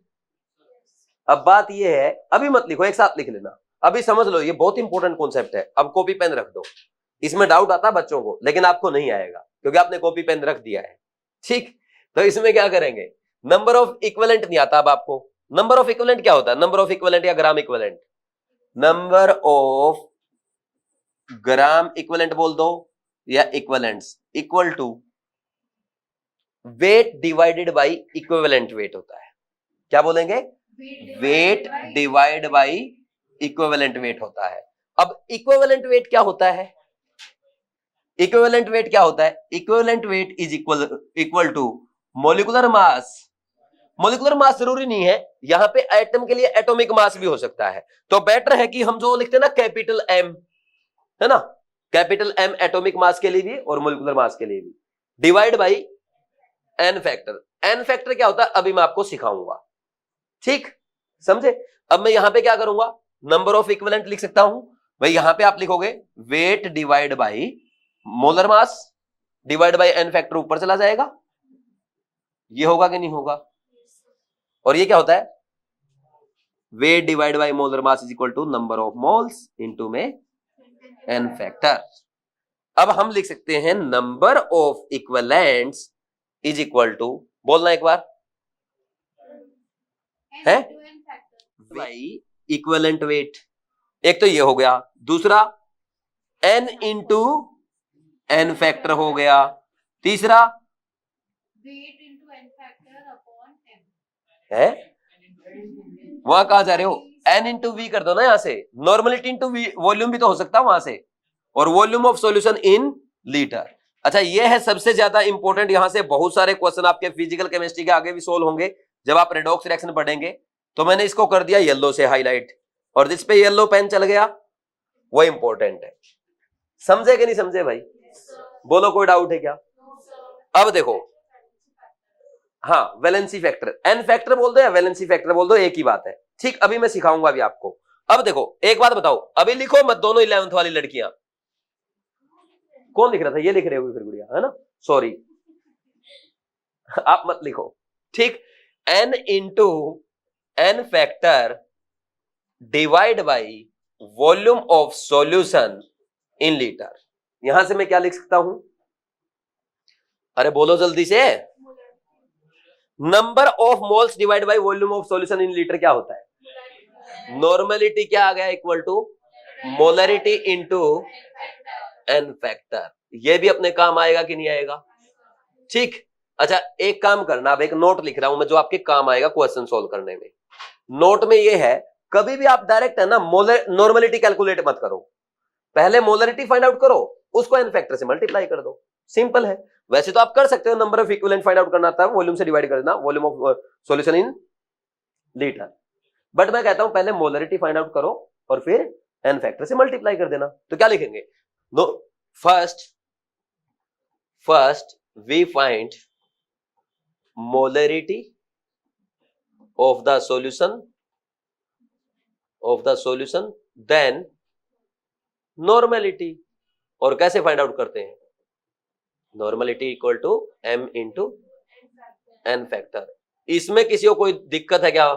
बोलो भाई, समझ आया कि नहीं? अब आगे बढ़ जाएं। नेक्स्ट देखो, इसके बाद एक आता है law of chemical equivalence. Law of chemical equivalence, ये आपने सुना? इससे ज्यादा इंपॉर्टेंट कोई भी लॉ नहीं है पूरी फिजिकल केमिस्ट्री में, ठीक। और हमने ये फर्स्ट चैप्टर में ही पढ़ लिया, और यहां पे लगा दूंगा मैं सबसे पहले स्टार्स, ठीक। अब सुनना मेरी बात, येलो स्टार लगाए भाई। देखो, मान लीजिए मैं एक रिएक्शन लिख देता हूं, M1A plus M2B form N1C plus N2D। मान लीजिए ये रिएक्शन बैलेंस है, आप क्या बोलेंगे? M1 moles of A react with M2 moles of B to form N1 moles of C and N2 moles of D, यही बोलेंगे ना, ठीक। तो वही, अगर आपकी रिएक्शन बैलेंस है या आपने बैलेंस कर दी, तब तो आप मोल्स की टर्म्स में सोल्व कर सकते हो। But law of chemical equivalence ये कहता है आपको ना रिएक्शन को बैलेंस करने की जरूरत नहीं है, ठीक। आपको क्या करना है? सीधा according to law of chemical equivalence आप करेंगे number of equivalent of A, number of equivalent of A is equal to number of equivalent of B equal to number of equivalent of C equal to number of equivalent of D. यानी आप क्या कर सकते हो law of chemical equivalence के according? सबके number. किसी के भी मोल्स आप इक्वल कर सकते हैं। दो रिएक्टेंट के कर सकते हो, दो प्रोडक्ट के आपस में इक्वल कर सकते हो, एक रिएक्टेंट और प्रोडक्ट के कर सकते हो। ठीक, बोलो कोई डाउट है क्या? समझ आ गया? Number of equivalents, number of equivalents किसी के भी इक्वल कर सकते हो, रिएक्शन बैलेंस है या नहीं है। तो आप रिएक्शन को बिना बैलेंस किए भी सोल्व कर सकते हो, किसकी हेल्प से? Law of chemical equivalence. समझ में आया कि नहीं आया? बोलो भाई कोई डाउट है क्या? ठीक, अब क्या? अरे नंबर ऑफ इक्विवेलेंट ये कैलकुलेट किया ना हमने, ये फॉर्मूला देखो, ये यहां से फाइंड आउट करेंगे ना भाई। ये तीन फॉर्मूले हैं, आपको वेट डिवाइड, वेट गिवन है तो इक्विवेलेंट वेट से डिवाइड कर दो। अगर आपको नंबर ऑफ मोल्स पता है, एन फैक्टर से मल्टीप्लाई कर दो। नॉर्मेलिटी पता है, वॉल्यूम से मल्टीप्लाई कर दो, तो क्या आ जाएगा? नंबर ऑफ इक्विवेलेंट आ जाएंगे। तो किसी के भी इक्वल कर सकते हो। जैसे आप क्वेश्चन देखते हैं ना भाई, एक एलिमेंट है जो ऑक्साइड फॉर्म कर रहा है, इसका इक्विवेलेंट वेट बताओ या इसका मास बताओ। तो वहां पे आप क्या करेंगे? जो एलिमेंट है और ऑक्सीजन, ऑक्सीजन के साथ रिएक्ट करके क्या बनाएगा? ऑक्साइड बनाएगा ना। तो आप उस एलिमेंट के और ऑक्सीजन के इक्विवेलेंट इक्वल कर दो। ठीक, या आप ऐसा भी कर सकते हो, जो आपका एलिमेंट है और जो आपका ऑक्साइड फॉर्म हुआ है उसके इक्विवेलेंट इक्वल कर दो। आप ऐसा भी कर सकते हो कि जो ऑक्सीजन है और ऑक्साइड है दोनों के इक्विवेलेंट इक्वल कर दो। अब वो हाइड्रोजन गैस प्रोड्यूस होती है, ये होता है रिएक्शन में, मेटल एसिड के साथ रिएक्शन करते हैं ना ऐसा। भले ही आपको रिएक्शन भी ना लिखनी आती हो, बस एन फैक्टर फाइंड आउट करना आता ना, तो आप क्या फाइंड आउट कर सकते हो? नंबर ऑफ इक्विवेलेंट, और नंबर ऑफ इक्विवेलेंट किसी के भी इक्वल कर दो, रिएक्शन सॉल्व हो जाएगी। बिना रिएक्शन लिखे काम हो जाएगा। बोलो कोई डाउट है? तो सबसे इंपॉर्टेंट हुआ कि नहीं हुआ? कर लेंगे इसको, हम आज अप्लाई करना भी सीखेंगे। जल्दी करो। मैं इतना मेहनती आदमी हूं कि एक बच्चे के नोट्स लिख सकता हूं। सही में मैं बहुत ही ज्यादा मेहनती आदमी हूं। मैं आपके एक एक बंदे के जाकर के नोट्स लिख सकता हूं। बस एक शर्त है, आप अच्छे से चीजों को समझो। जब मैं समझा रहा हूं ना, उस टाइम पे फोकस इधर रखो। यार लिख के क्या हो जाएगा? समझ आ गया? बस काफी है। ठीक है ना? आगे बढ़ जाए भाई। हैं? हो गया? नेक्स्ट देखो, फिर इसके बाद आगे बढ़ू। अब अपने को एन फैक्टर्स फाइंड आउट करने हैं ना, तो सबसे पहले लिखो N factor of an acid. N factor of an acid किसके इक्वल होता है भाई? Equal to basicity. अब बेसिसिटी क्या होता है सर? है number of replaceable H plus ion. भाई आपके एसिड में कितने H प्लस आयन रिप्लेसिएबल है, उसको क्या कहते हैं? एसिड की बेसिसिटी या एन फैक्टर ऑफ एसिड। कोई डाउट? जैसे फॉर एग्जांपल मुझे बताओ, HCl कितने H प्लस डोनेट कर सकता है? एक। तो इसका एन फैक्टर कितना होगा? 1। Very good. तो ऐसे ही अब आपको मेरे को बाकी भी बताने, जैसे ये बताया HNO3 कितना होगा भाई? 1 होगा। फिर इसके बाद HClO4 का कितना होगा? 1 होगा। H2SO4 का कितना होगा? H2SO4 का 2 होगा। और H2SO3 का कितना होगा? इसका भी 2 होगा। H2CO3 का कितना होगा? इसका भी 2 होगा। H3PO4 का कितना होगा? इसका 3 होगा। ठीक, देखो इसमें क्या होता है, जो 11th वाले बच्चे उनको टेंशन नहीं लेना, क्योंकि ये स्ट्रक्चर आगे आपके क्लास 12th में पी ब्लॉक में आएंगे। तो जितने हाइड्रोजन एटम ऑक्सीजन से जुड़े होते हैं वो सारे क्या है? रिप्लेसिएबल है, एसिडिक H है, H प्लस आयन की फॉर्म में बाहर आएंगे। तो इसके पास कितने जुड़े हैं? 3। तो इसका एन फैक्टर कितना हो गया? 3 हो जाएगा। नेक्स्ट क्वेश्चन है आपका H3PO2। तो इसमें बताओ क्या आएगा? इसका स्ट्रक्चर होता है भाई, ये इसका स्ट्रक्चर ऐसा होता है, ये इसका स्ट्रक्चर होता है। इसमें बताओ भाई, ये गुड़िया बताएगी 11th क्लास। 3 आएगा। कितने H प्लस डोनेट कर सकता है ये? बोलो कितने H प्लस डोनेट कर सकता है? अरे 2 ही तो H प्लस रिप्लेसिएबल है, एक तो ये वाला, एक ये वाला। तो एन फैक्टर कितना आएगा? 2 आएगा कि नहीं आएगा? फिर इसके बाद एक फॉर्मूला और है H3PO3 PO2। इसमें कितने एन फैक्टर?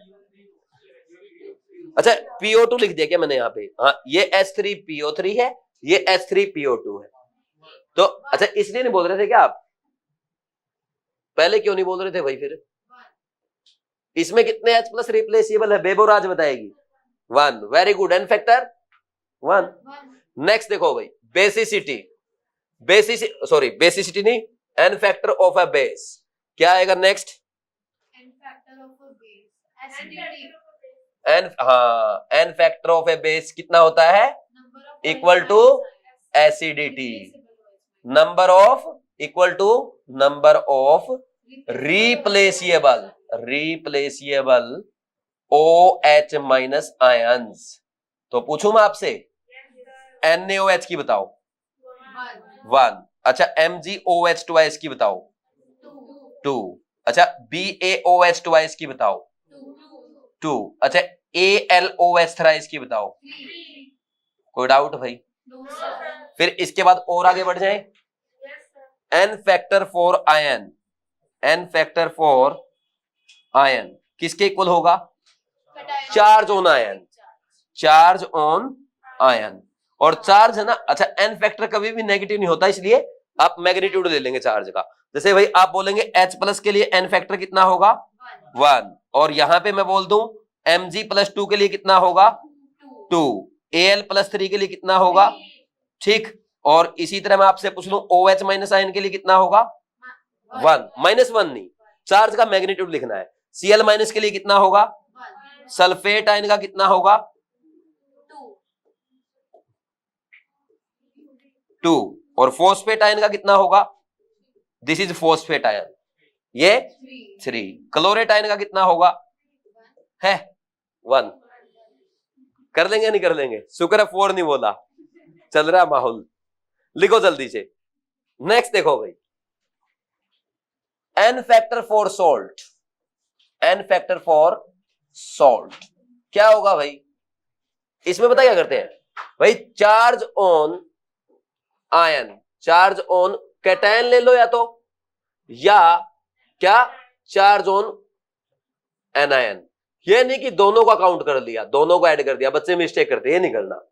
जैसे फॉर एग्जांपल मैं आपसे पूछ लेता हूं भाई, NaCl में बताना कितना होगा N फैक्टर? 1 होगा ना, क्योंकि इसमें क्या है भाई, ये तो कैटायन का देखो या एनायन का देखो, चार्ज देखना है, साइन भी नहीं देखना। ठीक। MgCl2 का बताना जल्दी से। 2 पक्का। FeCl3 का बताओ। Very good. अच्छा एक काम करो, Al2SO4 थ्राइस का बताओ। थोड़ा तो सोचो, कितना आएगा? 3 या 2? 6 आएगा। आप एक बात बताओ, एल्यूमिनियम पे कितना चार्ज है? एक काम करो आप ना, पहले ना यहाँ पे ये लिखो, टोटल चार्ज लिखो। एक काम करो, इसको ना सही लिखो, क्योंकि इसकी वजह से कंफ्यूजन हो रहा है आपको। यहां पे ना टोटल चार्ज लिखो भाई, ये तब जाके सही होगा। ठीक, टोटल चार्ज। अब ठीक है, अब बता दो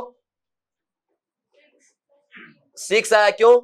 क्योंकि इसमें टोटल प्लस चार्ज कितना है कैटायन पे? एल्यूमिनियम +3 है ना। अरे 2 एल्यूमिनियम है +3 में, तो एक पे +3, 2 पे +6, तो एन फैक्टर 6 हो जाएगा। सर सल्फेट में बताओ मेरे को। ले भाई सल्फेट में पूछ ले। -2 चार्ज है, 3 सल्फेट आयन, टोटल कितना चार्ज हो गया? -6, तो एन फैक्टर कितना आएगा? 6। एक क्वेश्चन और करते हैं, एक और करा दूं, बढ़िया। देखो भाई, Al2SO4 thrice dot K2SO4 dot MgSO4, इस पे बताओ कितना चार्ज है? कितना? अरे यहां पे 2 तो एल्यूमिनियम +3 चार्ज है, ओनली कैटायन का देख रहे हैं, और 2 पोटेशियम है +1 होगा, और एक Mg+2। बताओ टोटल चार्ज कितना आया? 6 तो हो गया एल्यूमिनियम पे, 2 +2 हो गया पोटेशियम पे, और 2 हो गया मैग्नीशियम पे। नहीं, जितने भी कैटायन है ना, सबका टोटल चार्ज कर दो, या एनायन का कर दो, करना एक का है। ठीक, तो कितना आया? 10 आएगा भाई, 10 आएगा। कैलकुलेट करो। Mg+2 है ना, समझे कि नहीं समझे? फिर अब इसके बाद और कहां आता है एन फैक्टर आपके काम? N factor in reactions, very very important. N factor in reactions, इसमें क्या लिखेंगे भाई? बोलो। Total number of electron gained और लॉस्ट। ये नहीं कि गेन कितने हुए वो भी कर लिया और लॉस भी कर लिया, टोटल करने हैं बस, या तो गेन कितने हुए हैं या लॉस कितने हुए हैं। यानी अगर मान लीजिए कोई रिड्यूसिंग एजेंट है, वो रिड्यूस करेगा, वो इलेक्ट्रॉन रिलीज करेगा। कोई रिड्यूसिंग एजेंट 2 इलेक्ट्रॉन रिलीज कर रहा है तो उसका फैक्टर कितना हुआ 2। कोई ऑक्सीडाइजिंग एजेंट है वो 4 इलेक्ट्रॉन एक्सेप्ट कर रहा है, उसका फैक्टर कितना हुआ 4। कर लेंगे या नहीं कर लेंगे? तो इसको बॉक्स में बंद कर देंगे भाई, ये इंपॉर्टेंट है सबसे ज्यादा। इलेक्ट्रोकेमिस्ट्री में नहीं, ये रेडॉक्स रिएक्शन में भी काम आएगा, ये हर जगह काम आएगा, ये बहुत ही इंपॉर्टेंट कॉन्सेप्ट है। ठीक, समझे कि नहीं समझे? बोलो कोई डाउट है क्या? अब देखो, जो आप रेडॉक्स रिएक्शन में पढ़ते हैं वो थोड़ा सा मैं आपको यहीं पे लिखवा रहा हूं, आज लिखवा रहा हूं, रेडॉक्स रिएक्शन में लिखवाऊंगा, डी एंड एफ ब्लॉक में भी लिखवाऊंगा। करें स्टार्ट? तो सबसे पहले एन फैक्टर फॉर KMnO4। ठीक है भाई, पहला हम बात करते हैं in acidic medium. Acidic medium में क्या होता है बताओ? है MnMnO4 माइनस किस में जाता है? ये जाता है Mn+2 में। किसमें? एसिडिक मीडियम में। ठीक, तो यहां पे कितना आएगा इसका एन फैक्टर? देखो 5 इलेक्ट्रॉन एक्सेप्ट करके ये जाएगा Mn+2 में इन एसिडिक मीडियम। तो आप ये बोल सकते हो Mn कितने में है? यहाँ पे Mn की ऑक्सीडेशन स्टेट क्या है? +7 होती है। KMnO4 में Mn की +7 होती है। ठीक, तो किस में गया? +2 में गया। एन फैक्टर कितना आया? तो इक्विवेलेंट वेट लिख सकते हो यहां से। इक्विवेलेंट वेट कितना आ जाएगा? Equivalent weight is equal to m by n factor कितना है 5। तो यहां पे आप सीधा यही लिख लो ना कि आप इक्विवेलेंट वेट लिख रहे हैं। बोलो भाई, यही लिख लें इक्विवेलेंट वेट। कोई डाउट है क्या? अब हम बात करेंगे इन न्यूट्रल और faintly alkaline medium. Faintly alkaline medium, ये इसको आप और क्या बोलते हो? Weekly alkaline medium. ठीक है भाई, इसमें क्या होता है? MnO4 क्या है? MnO4 माइनस है, ये +7 से किस में जाएगा? ये 3 इलेक्ट्रॉन गेन करता है और MnO2 में जाएगा। MnO2 में Mn की ऑक्सीडेशन स्टेट कितनी है? +4 है। +7 से +4 में कैसे जाएगा? 3 इलेक्ट्रॉन गेन करके जाएगा। तो इसका एन फैक्टर कितना आया? 3 आया। तो इक्विवेलेंट वेट कितना आएगा? m/3। बोलो कोई डाउट है क्या? सिमिलरली अगर हम बात करें इन स्ट्रॉन्गली एल्कलाइन मीडियम, क्या भाई? इन स्ट्रॉन्गली एल्कलाइन मीडियम, इसमें क्या होता है? बोलो भाई, Mn किस में जाएगा +7 से? बता सकता है कोई? MnO4 माइनस 1 इलेक्ट्रॉन गेन करेगा और +7 से Mn किस में जाएगा? +6 में जाता है, ये आयन बनेगा। तो इसमें ऑक्सीडेशन स्टेट फाइंड आउट करना। ऑक्सीडेशन स्टेट फाइंड आउट करनी आती है आप लोगों को? नहीं आती तो कोई टेंशन नहीं, मैं रिडॉक्स में सिखाऊंगा, अभी बस एक बार समझ लो इतना। ठीक, और जिसको बिल्कुल भी नहीं आती वो मेरे से पर्सनल पूछ लेना। ठीक है ना भाई? ये रिडॉक्स में सीखेंगे हम। एन फैक्टर कितना आएगा? m/1। बोलो कोई डाउट है क्या? फिर आता है इक्विवेलेंट वेट ऑफ K2Cr2O7। सुना आपने? In acidic medium. इसके लिए ओनली एसिडिक मीडियम में बात करते हैं, बिकॉज ये एसिडिक मीडियम में ही बढ़िया ऑक्सीडाइजिंग एजेंट का काम करता है। अब ध्यान से सुनना मेरी बात। तो K2Cr2O7 जो है, K2Cr2O7 ये किस में जाएगा? Cr+3 में जाता है। ठीक, इसका एन फैक्टर कितना आएगा? यहां पे क्रोमियम +6 में है, +6 ऑक्सीडेशन स्टेट से +3 में जाएगा। कैसे? 2 इलेक्ट्रॉन गेन करके जाएगा, और 2 इलेक्ट्रॉन गेन करेगा तो है, सॉरी 3 इलेक्ट्रॉन गेन करके जाएगा, तो एन फैक्टर 3 नहीं आएगा, 6 आएगा। क्यों आएगा 6? बिकॉज यहां पे 2 क्रोमियम है, तो 2 क्रोमियम कितने इलेक्ट्रॉन गेन करेंगे टोटल? एक ने 3 गेन किया तो 2 6 गेन करेंगे। तो कितना आया? यहां पे एन फैक्टर 6 आएगा, m/6 लिख देंगे। इसको लिखो भाई, फिर आगे बढ़ेंगे। जल्दी लिखो भाई। जो मैंने अभी आपको एन फैक्टर सिखाया है ना, ये मोटा मोटा बताया है। ठीक, रिएक्शंस के लिए और भी सीखेंगे। कहां पे? रिडॉक्स रिएक्शन में डिटेल में सीखेंगे। ठीक, यहां पे जो थोड़ा बहुत अपने काम आता है वो बता दिया। ठीक है ना भाई? कहीं सोचो कि सर ने खत्म कर दिया यार, ये तो बहुत बड़ा टॉपिक है, सर ने 5 मिनट में खत्म कर दिया, ऐसा नहीं है, वहां पे बहुत ज्यादा डिटेल में पढ़ाऊंगा, ठीक है ना। लेकिन यहाँ पे जरूरत पड़ती है आपको कभी कभी, इसलिए पहले मैंने सिखा दिया, ठीक है ना। सबसे ज्यादा मेन ये है, ये याद करने होते हैं, डायरेक्ट आपके एग्जाम में आते हैं, ठीक। ये अभी आप यहां पे पढ़ रहे हैं, रिडॉक्स रिएक्शन में पढ़ेंगे और D and F block elements में भी पढ़ेंगे। लिखो जल्दी से, ये ध्यान रखना, ये न्यूट्रल और फेंटली एल्कलाइन मीडियम में MnO4 का n फैक्टर 3 होता है, बिकॉज ये +7 से +4 में जाएगा 3 इलेक्ट्रॉन गेन करके, ठीक। स्ट्रॉन्गली एल्कलाइन मीडियम दिया है, यहां पे स्ट्रॉन्गली एल्कलाइन मत लिखो, इसको आप लिखो स्ट्रॉन्गली बेसिक लिख के देता है एग्जामिनर, ये और ज्यादा बेटर है। स्ट्रॉन्गली बेसिक मीडियम अगर दिया है तो उसमें क्या होगा, n फैक्टर 1 आएगा, तो इक्विवेलेंट वेट किसके कितना हो जाएगा, मोलर मास के इक्वल हो जाएगा, ठीक। E is equal to m, n factor 1 है ना, कर लेंगे भाई। अब आगे बढ़ जाऊं, K2Cr2 7 एसिडिक मीडियम में इसमें जाएगा, क्रोमियम +3 में जाएगा, तो टोटल 6 इलेक्ट्रॉन गेन करेगा। अब आप बोलेंगे सर K2Cr2 7 में तो पोटेशियम भी है, ऑक्सीजन भी है, ये गेन नहीं करेंगे क्या? देखो पोटेशियम +1 में ही रहेगा और ऑक्सीजन -2 में ही रहेगा, ऐसा ही KMnO4 में है भाई। आप तो ये देखोगे ना, मॉलिक्यूल ने कितने इलेक्ट्रॉन गेन किए टोटल, या कितना लॉस किया, यही तो करते हैं n फैक्टर। बट यहाँ पे जो पोटेशियम है ना, वो +1 में ही रहेगा और ऑक्सीजन में किस में रहेगा, -2 में ही रहेगा। रिएक्शंस में आपको देखने को मिलेगा, ठीक। इसलिए हम ओनली Mn की बात कर रहे हैं, सेंट्रल एटम की बात कर रहे हैं। बट कुछ मॉलिक्यूल, कुछ कंपाउंड ऐसे होते हैं जिसमें भाई एक ही कंपाउंड के 2 एलिमेंट्स अपनी ऑक्सीडेशन स्टेट चेंज करते हैं, दोनों का ऑक्सीडेशन होता है या दोनों का रिडक्शन होता है, तो उस केस में आपको दोनों ने कितने इलेक्ट्रॉन गेन किए या दोनों ने कितने इलेक्ट्रॉन टोटल लॉस किए, वो काउंट करना होता है। तो ऐसे क्वेश्चन मैं रिडॉक्स में आपको सिखाऊंगा, ठीक है ना। आगे बढ़ जाऊं फिर, नेक्स्ट देखो, अब वेरी सिंपल से स्टार्ट कर रहे हैं। सबसे पहला क्वेश्चन क्या है भाई, find number of equivalent in following. जल्दी जल्दी फाइंड आउट करना है, ठीक है। पहला मैंने आपके लिए लिखा 4 मोल H2SO4, करो भाई फाइंड आउट। दूसरा मैंने लिख दिया 5 मिली मोल्स, ये मोल्स लिखा है यहां पे ना ऊपर, ये M लिखा ना, ये है 4 मोल्स ऑफ H2SO4। और दूसरे ऑप्शन में मैंने लिखा है 5 मिली मोल्स ऑफ NaOH। क्या करना है, इक्विवेलेंट फाइंड आउट करने, n इंटू n फैक्टर कर लेंगे ना। फिर मैंने थर्ड आपको बोल दिया 0.1 नॉर्मल 400 ml HCl सॉल्यूशन, और फोर्थ मैंने आपको बोल दिया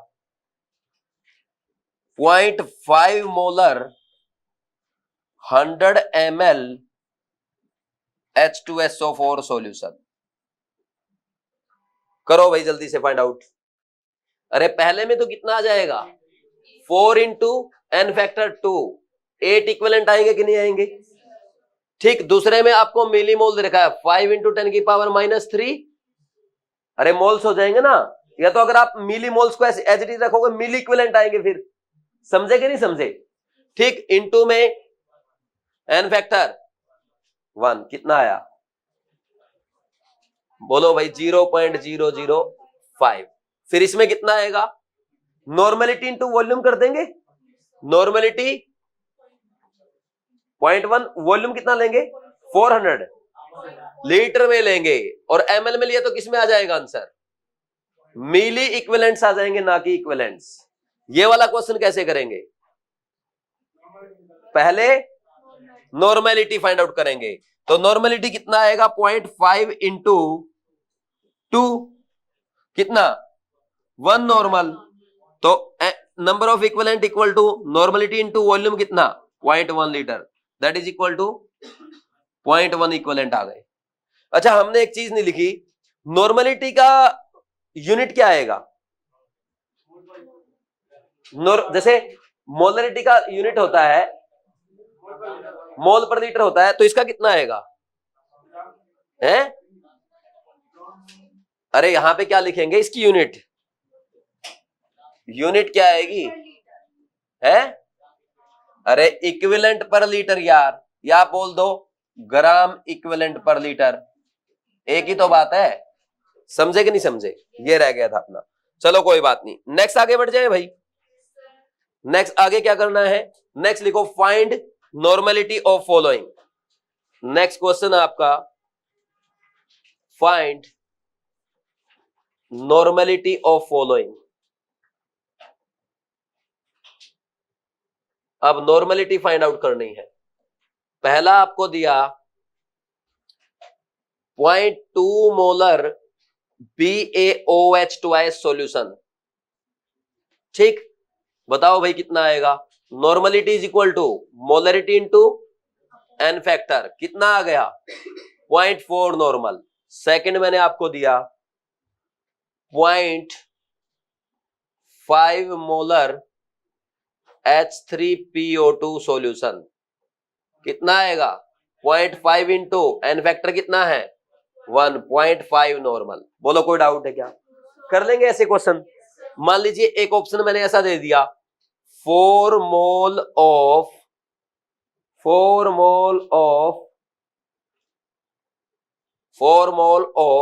H3PO3 इन 200 ml सॉल्यूशन। कैसे फाइंड आउट करोगे? सबसे पहले भाई मोलरिटी फाइंड आउट कर लो। 4 डिवाइड बाई 0.2 कितना आया 20। नॉर्मलिटी कितना आ जाएगा 20 into number of equivalent 40 normal आ जाएगा। बोलो कोई डाउट है क्या? कर लेंगे ना ऐसे। नेक्स्ट एक क्वेश्चन और करते हैं, find molarity of following. Find molarity of following, ठीक है भाई। क्या करना है इसमें? पहले मैंने लिख दिया सबसे पहला 100 ml N/10 NaOH सॉल्यूशन, ठीक। दूसरा मैंने लिख दिया 2 लीटर N/20 BM, ये क्या लिख दिया, मान लीजिए H2SO4 solution.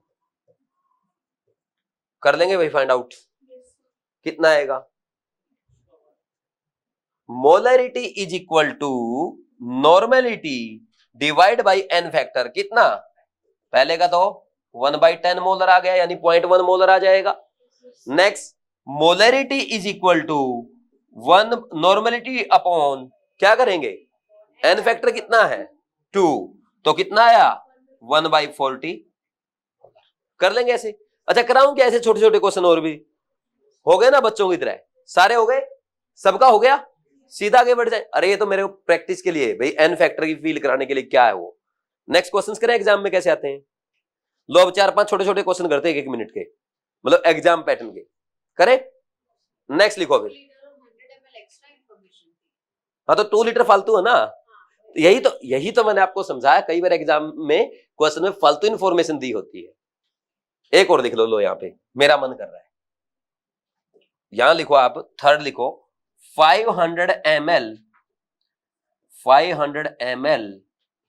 0.6 normal H3PO4 solution.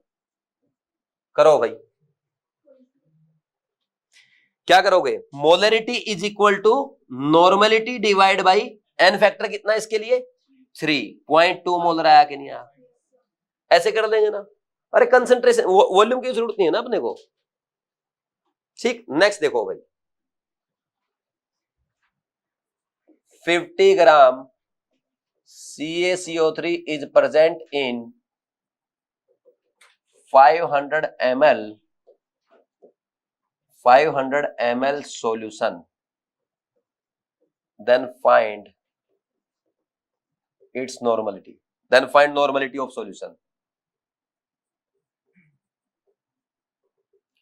बहुत टफ क्वेश्चन है, मैं नहीं बता पाऊंगा। पहले मोलरिटी कितना आया, नंबर ऑफ मोल्स कितने हैं 0.5 divide by 0.5, molarity is equal to कितना आया, अरे बोल दो 1। नॉर्मलिटी कितना आएगा, मोलरिटी इंटू एन फैक्टर, कितना एन फैक्टर CaCO3 का 2 है। वेरी गुड, कितना आ गया 2 normal. Very easy question. Next इसके बाद भाई if 4.1 gram H3PO3 4.1 gram H3PO3 is present in 100 ml solution, 100 ml solution, then find normality। एक क्वेश्चन आईआईटी में पूछा हुआ है। आईआईटी ने पता क्या पूछा था भाई, 0.3 मोलर H3PO3 सॉल्यूशन दे दिया, नहीं 0.6 दे दिया, 0.6 H3PO3 molar 0.6 molar H3PO3 solution दे दिया, नॉर्मलिटी पूछ लिया, क्या हो जाएगा 0.6 डिवाइड बाई 2, 0.3 नॉर्मल आ जाएगा। या गलत कर दिया मैंने, गलत कर दिया मैंने, लो लिख ही देता हूं भाई, एक क्वेश्चन लिख देता हूं, आईआईटी का आया हुआ है, ठीक। Find normality of 0.3 molar H3PO3 solution, ये क्वेश्चन आया था। करो भाई जल्दी से। क्या अरे इतना पीछे क्यों देख रहे हो? 0.5 ग्राम base was completely neutralized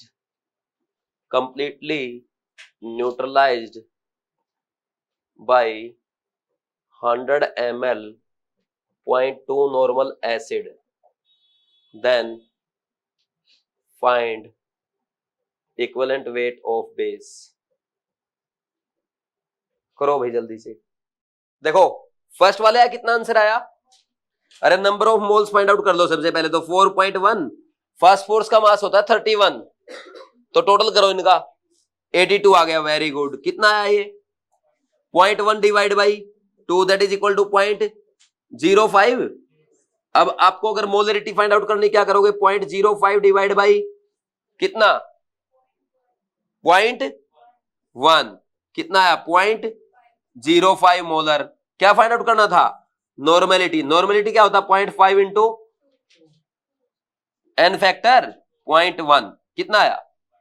0.1 या 1 नॉर्मल। किस किस का ठीक था यार? ठीक सारे गलत, बोलते नहीं हो आप लोग, बोला करो ना साथ में। हाँ इसका बता रहा हूं अभी।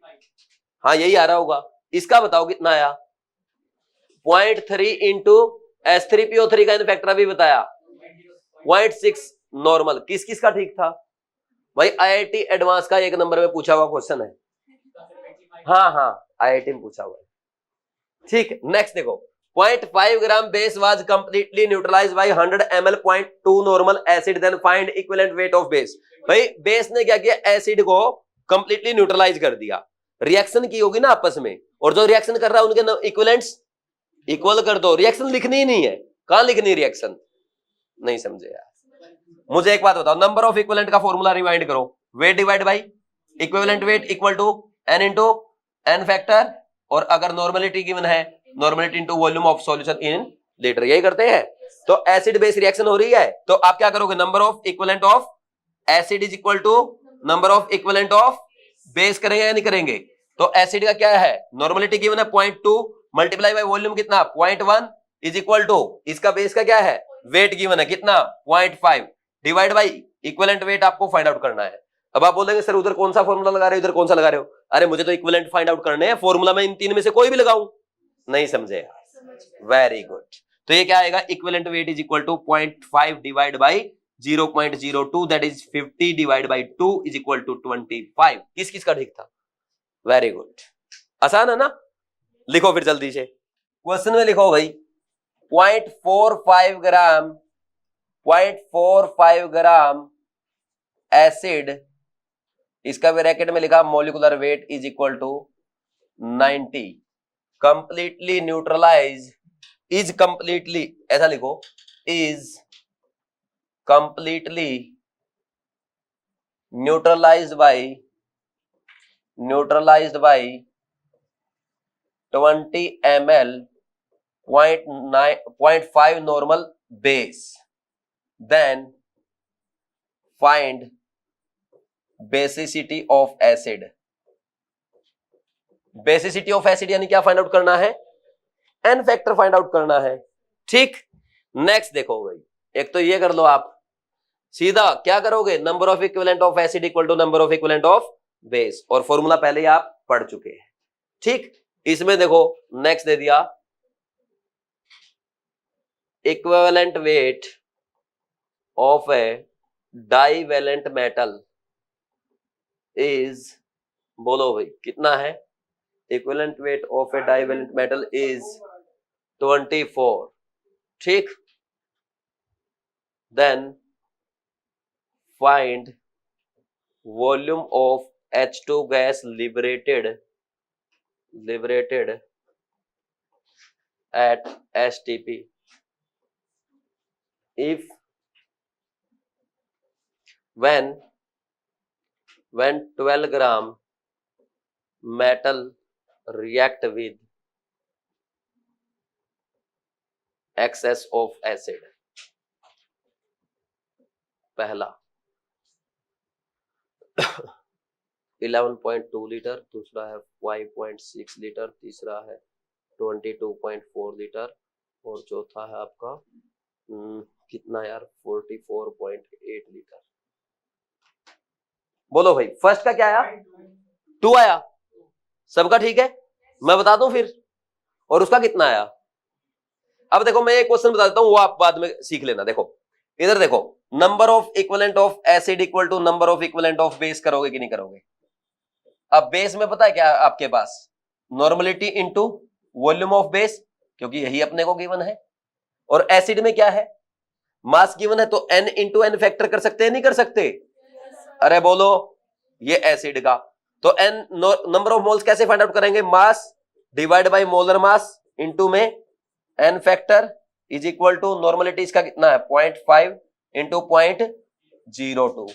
तो एक काम करो, n फैक्टर किसके इक्वल आएगा बोलना भाई, 0.5 multiply by 0.02 multiply by 90 divide by 0.05। पहले तो ये कैंसिल करो, हो गया कैंसिल, तो ये फिर किस पे जाएगा 2 पे, और ये 0.52 जा 1, और ये कितना आ गया 2।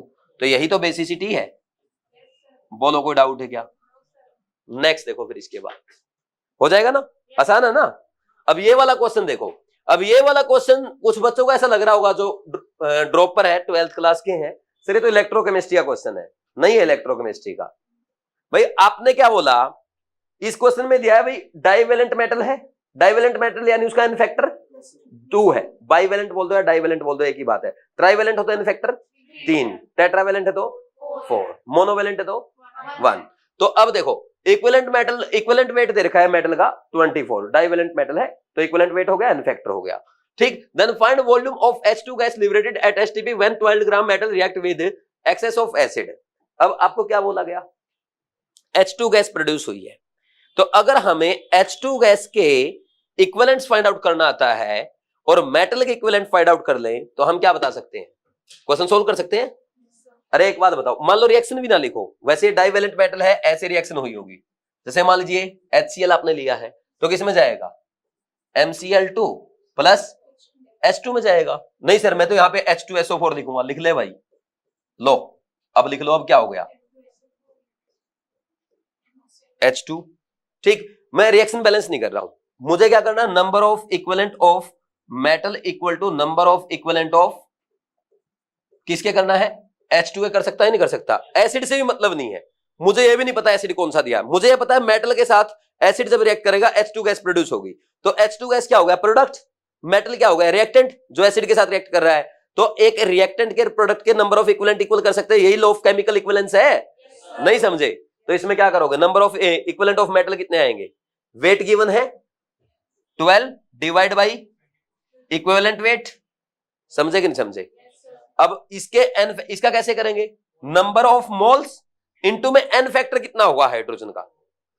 यहां पे हाइड्रोजन जो है ना H प्लस आयन से आया है, किस फॉर्म में, H2 में, तो 2 H plus ion 2 electron accept करके किस में जा रहे हैं, H2 में। या आप ये बोल दो भाई H2 कैसे बना, 2 इलेक्ट्रॉन एक्सेप्ट करके ना, या उल्टी रिएक्शन पढ़ लो, H2 क्या करेगा, H प्लस में जा रहा है, क्या करेगा, एक हाइड्रोजन एटम 1 इलेक्ट्रॉन रिलीज करेगा, तो एन फैक्टर 1 हुआ उसके लिए। लेकिन यहाँ पे 2 हाइड्रोजन एटम है एक H2 मॉलिक्यूल में, तो एन फैक्टर कितना हुआ 2। तो यहाँ पे ये करो, एन नंबर ऑफ मोल कितना आया 1/4 और अब बहुत टफ है, वॉल्यूम नहीं बता सकता मैं, वॉल्यूम एट एसटीपी, अरे बता दो अब तो, 1/4 into 22.4 that is equal to, किस किस का आ गया था ये? वेरी गुड, कोई बात नहीं, आपका नहीं आया तो कोई बात नहीं, जिसका नहीं आया मनीष ने कर लिया, समझ आया कि नहीं आया? ठीक है भाई, ये था आपका आज का लेक्चर। अच्छा, इसमें मुझे थोड़े से क्वेश्चन और कराने, वो कल कराऊंगा। अब जल्दी से रिवीजन। अब रिवीजन में सुनो क्या करना है। सबसे पहले देखो भाई, एक तो हमने आज पढ़ा mole fraction, ratio of moles होता है, फ्रैक्शन ऑफ मोल्स, ठीक। तो मोल फ्रैक्शन ऑफ सोल्यूट क्या आएगा? Number of moles of solute divide by number of moles of solute plus number of moles of solvent. Similarly mole fraction of solvent, number of moles of solute divide by number of moles of solute plus number of moles of solvent. Mole fraction of solute plus mole fraction of solvent क्या आएगा? 1 आ जाएगा। फिर उसके बाद क्या पढ़ा था? Percentage composition. Weight by weight percent कैसे फाइंड आउट करते हैं? Wait of solute divide by weight of solution into 100। अगर मान लीजिए लिख दिया 10% weight by weight NaOH solution, इसका मतलब क्या है? 10 ग्राम NaOH इन 100 ग्राम सॉल्यूशन। अगर आपको बोल दिया जाए 20, इसके बाद है वेट बाय वॉल्यूम परसेंट, कैसे? Wait of solute divide by volume of solution into 100। अच्छा, वेट ग्राम में लेंगे, वॉल्यूम ml में लेंगे, तो मैं बोल देता हूं आपको 20% weight by volume HCl solution है, आप क्या बोलेंगे? 20 ग्राम HCl is present in 100 ml solution. तो यहां से मोलरिटी फाइंड आउट कर सकते हो, ठीक। फिर volume by volume percent, volume of solute divide by volume of solution into 100, और वॉल्यूम किस में लेंगे? ml में। मैंने बोल दिया भाई 5% NaOH volume by volume solution है, तो 5 ml NaOH इन 100 ml सॉल्यूशन। फिर इसके बाद क्या पढ़ा? ppm में, पार्ट्स पर मिलियन, तो बस उसमें परसेंट की बजाय पर मिलियन फाइंड आउट कर रहे हो, तो क्या करोगे? ppm by mass find out करना, weight of solute divide by weight of solution into 10 की पावर 6। उसके बाद क्या पढ़ा भाई? नॉर्मेलिटी, सीधा नॉर्मेलिटी पे आ गए थे। Normality, it is defined as number of equivalents present in 1 litre solution.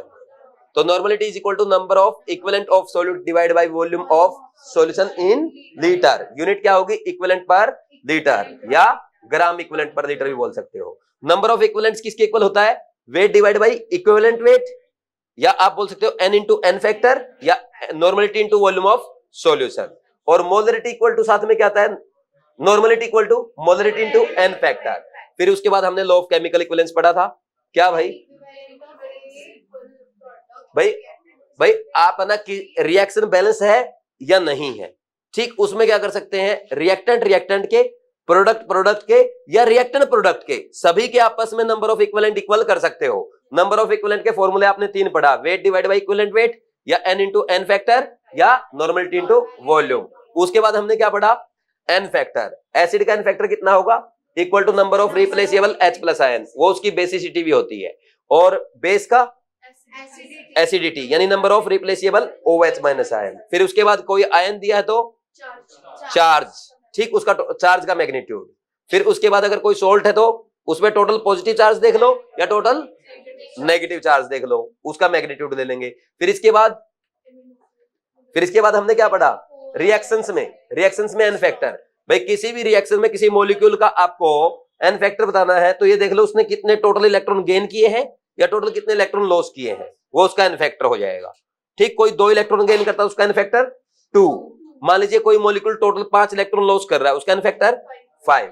तो जैसे हमने सीखा था KMnO4 का, KMnO4 का n फैक्टर एसिडिक मीडियम में कितना है? 5, क्योंकि वो 5 इलेक्ट्रॉन गेन करके +7 से +2 में जाएगा, Mn। फिर इसके बाद न्यूट्रल या फेंटली एल्कलाइन मीडियम में कितना है? 3। MnO4 माइनस किस में जाता है? MnO2 में जाएगा, +7 से +4 में। फिर इसके बाद स्ट्रॉन्गली बेसिक मीडियम में कितना है? 1, ठीक, बिकॉज MnO4 माइनस किस में जाएगा? MnO4 -2 में जाएगा, +7 से +6 में। K2Cr2 एसिडिक मीडियम में +6 से +3 में जाता है, तो n फैक्टर कितना है? 6 आएगा। कोई डाउट है क्या? ये पढ़ा था, बाकी क्वेश्चन किए, कर लेंगे भाई प्रैक्टिस। अब मेरी बात सुनो, मोल कॉन्सेप्ट में आपके मोलरिटी, मोललिटी और नॉर्मलिटी वगैरह ये गिवन है ना, ये एक बार पढ़ लेना, ठीक। लास्ट में गिवन है, मोल कॉन्सेप्ट में पढ़ सकते हो। और जो स्टूडेंट्स 12th क्लास के हैं या ड्रॉपर हैं, वो सॉल्यूशन चैप्टर में स्टार्टिंग में आपकी कंसंट्रेशन टर्म्स दी हुई है, वो भी आप पढ़ सकते हो, ठीक, अभी पढ़ लो, क्वेश्चन प्रैक्टिस भी कर लो। 12th और ड्रॉपर वाले तो जरूर कर लो, ठीक। 11th वाले बेसिक मत करना, ठीक। सॉल्यूशन चैप्टर की एनसीईआरटी के स्टार्टिंग में ही पढ़ लेना आज ही जाके, ठीक। सब कुछ क्लियर हो जाएगा वहां पे आपको। अच्छा, इसके अलावा एक कल आपको मुझे याद कराना है, temperature dependence of concentration terms. कौन सा डिपेंड करेगा, कौन सा नहीं करेगा, कल याद करा दोगे? कल आते करा दूंगा, ठीक है भाई। Thank you.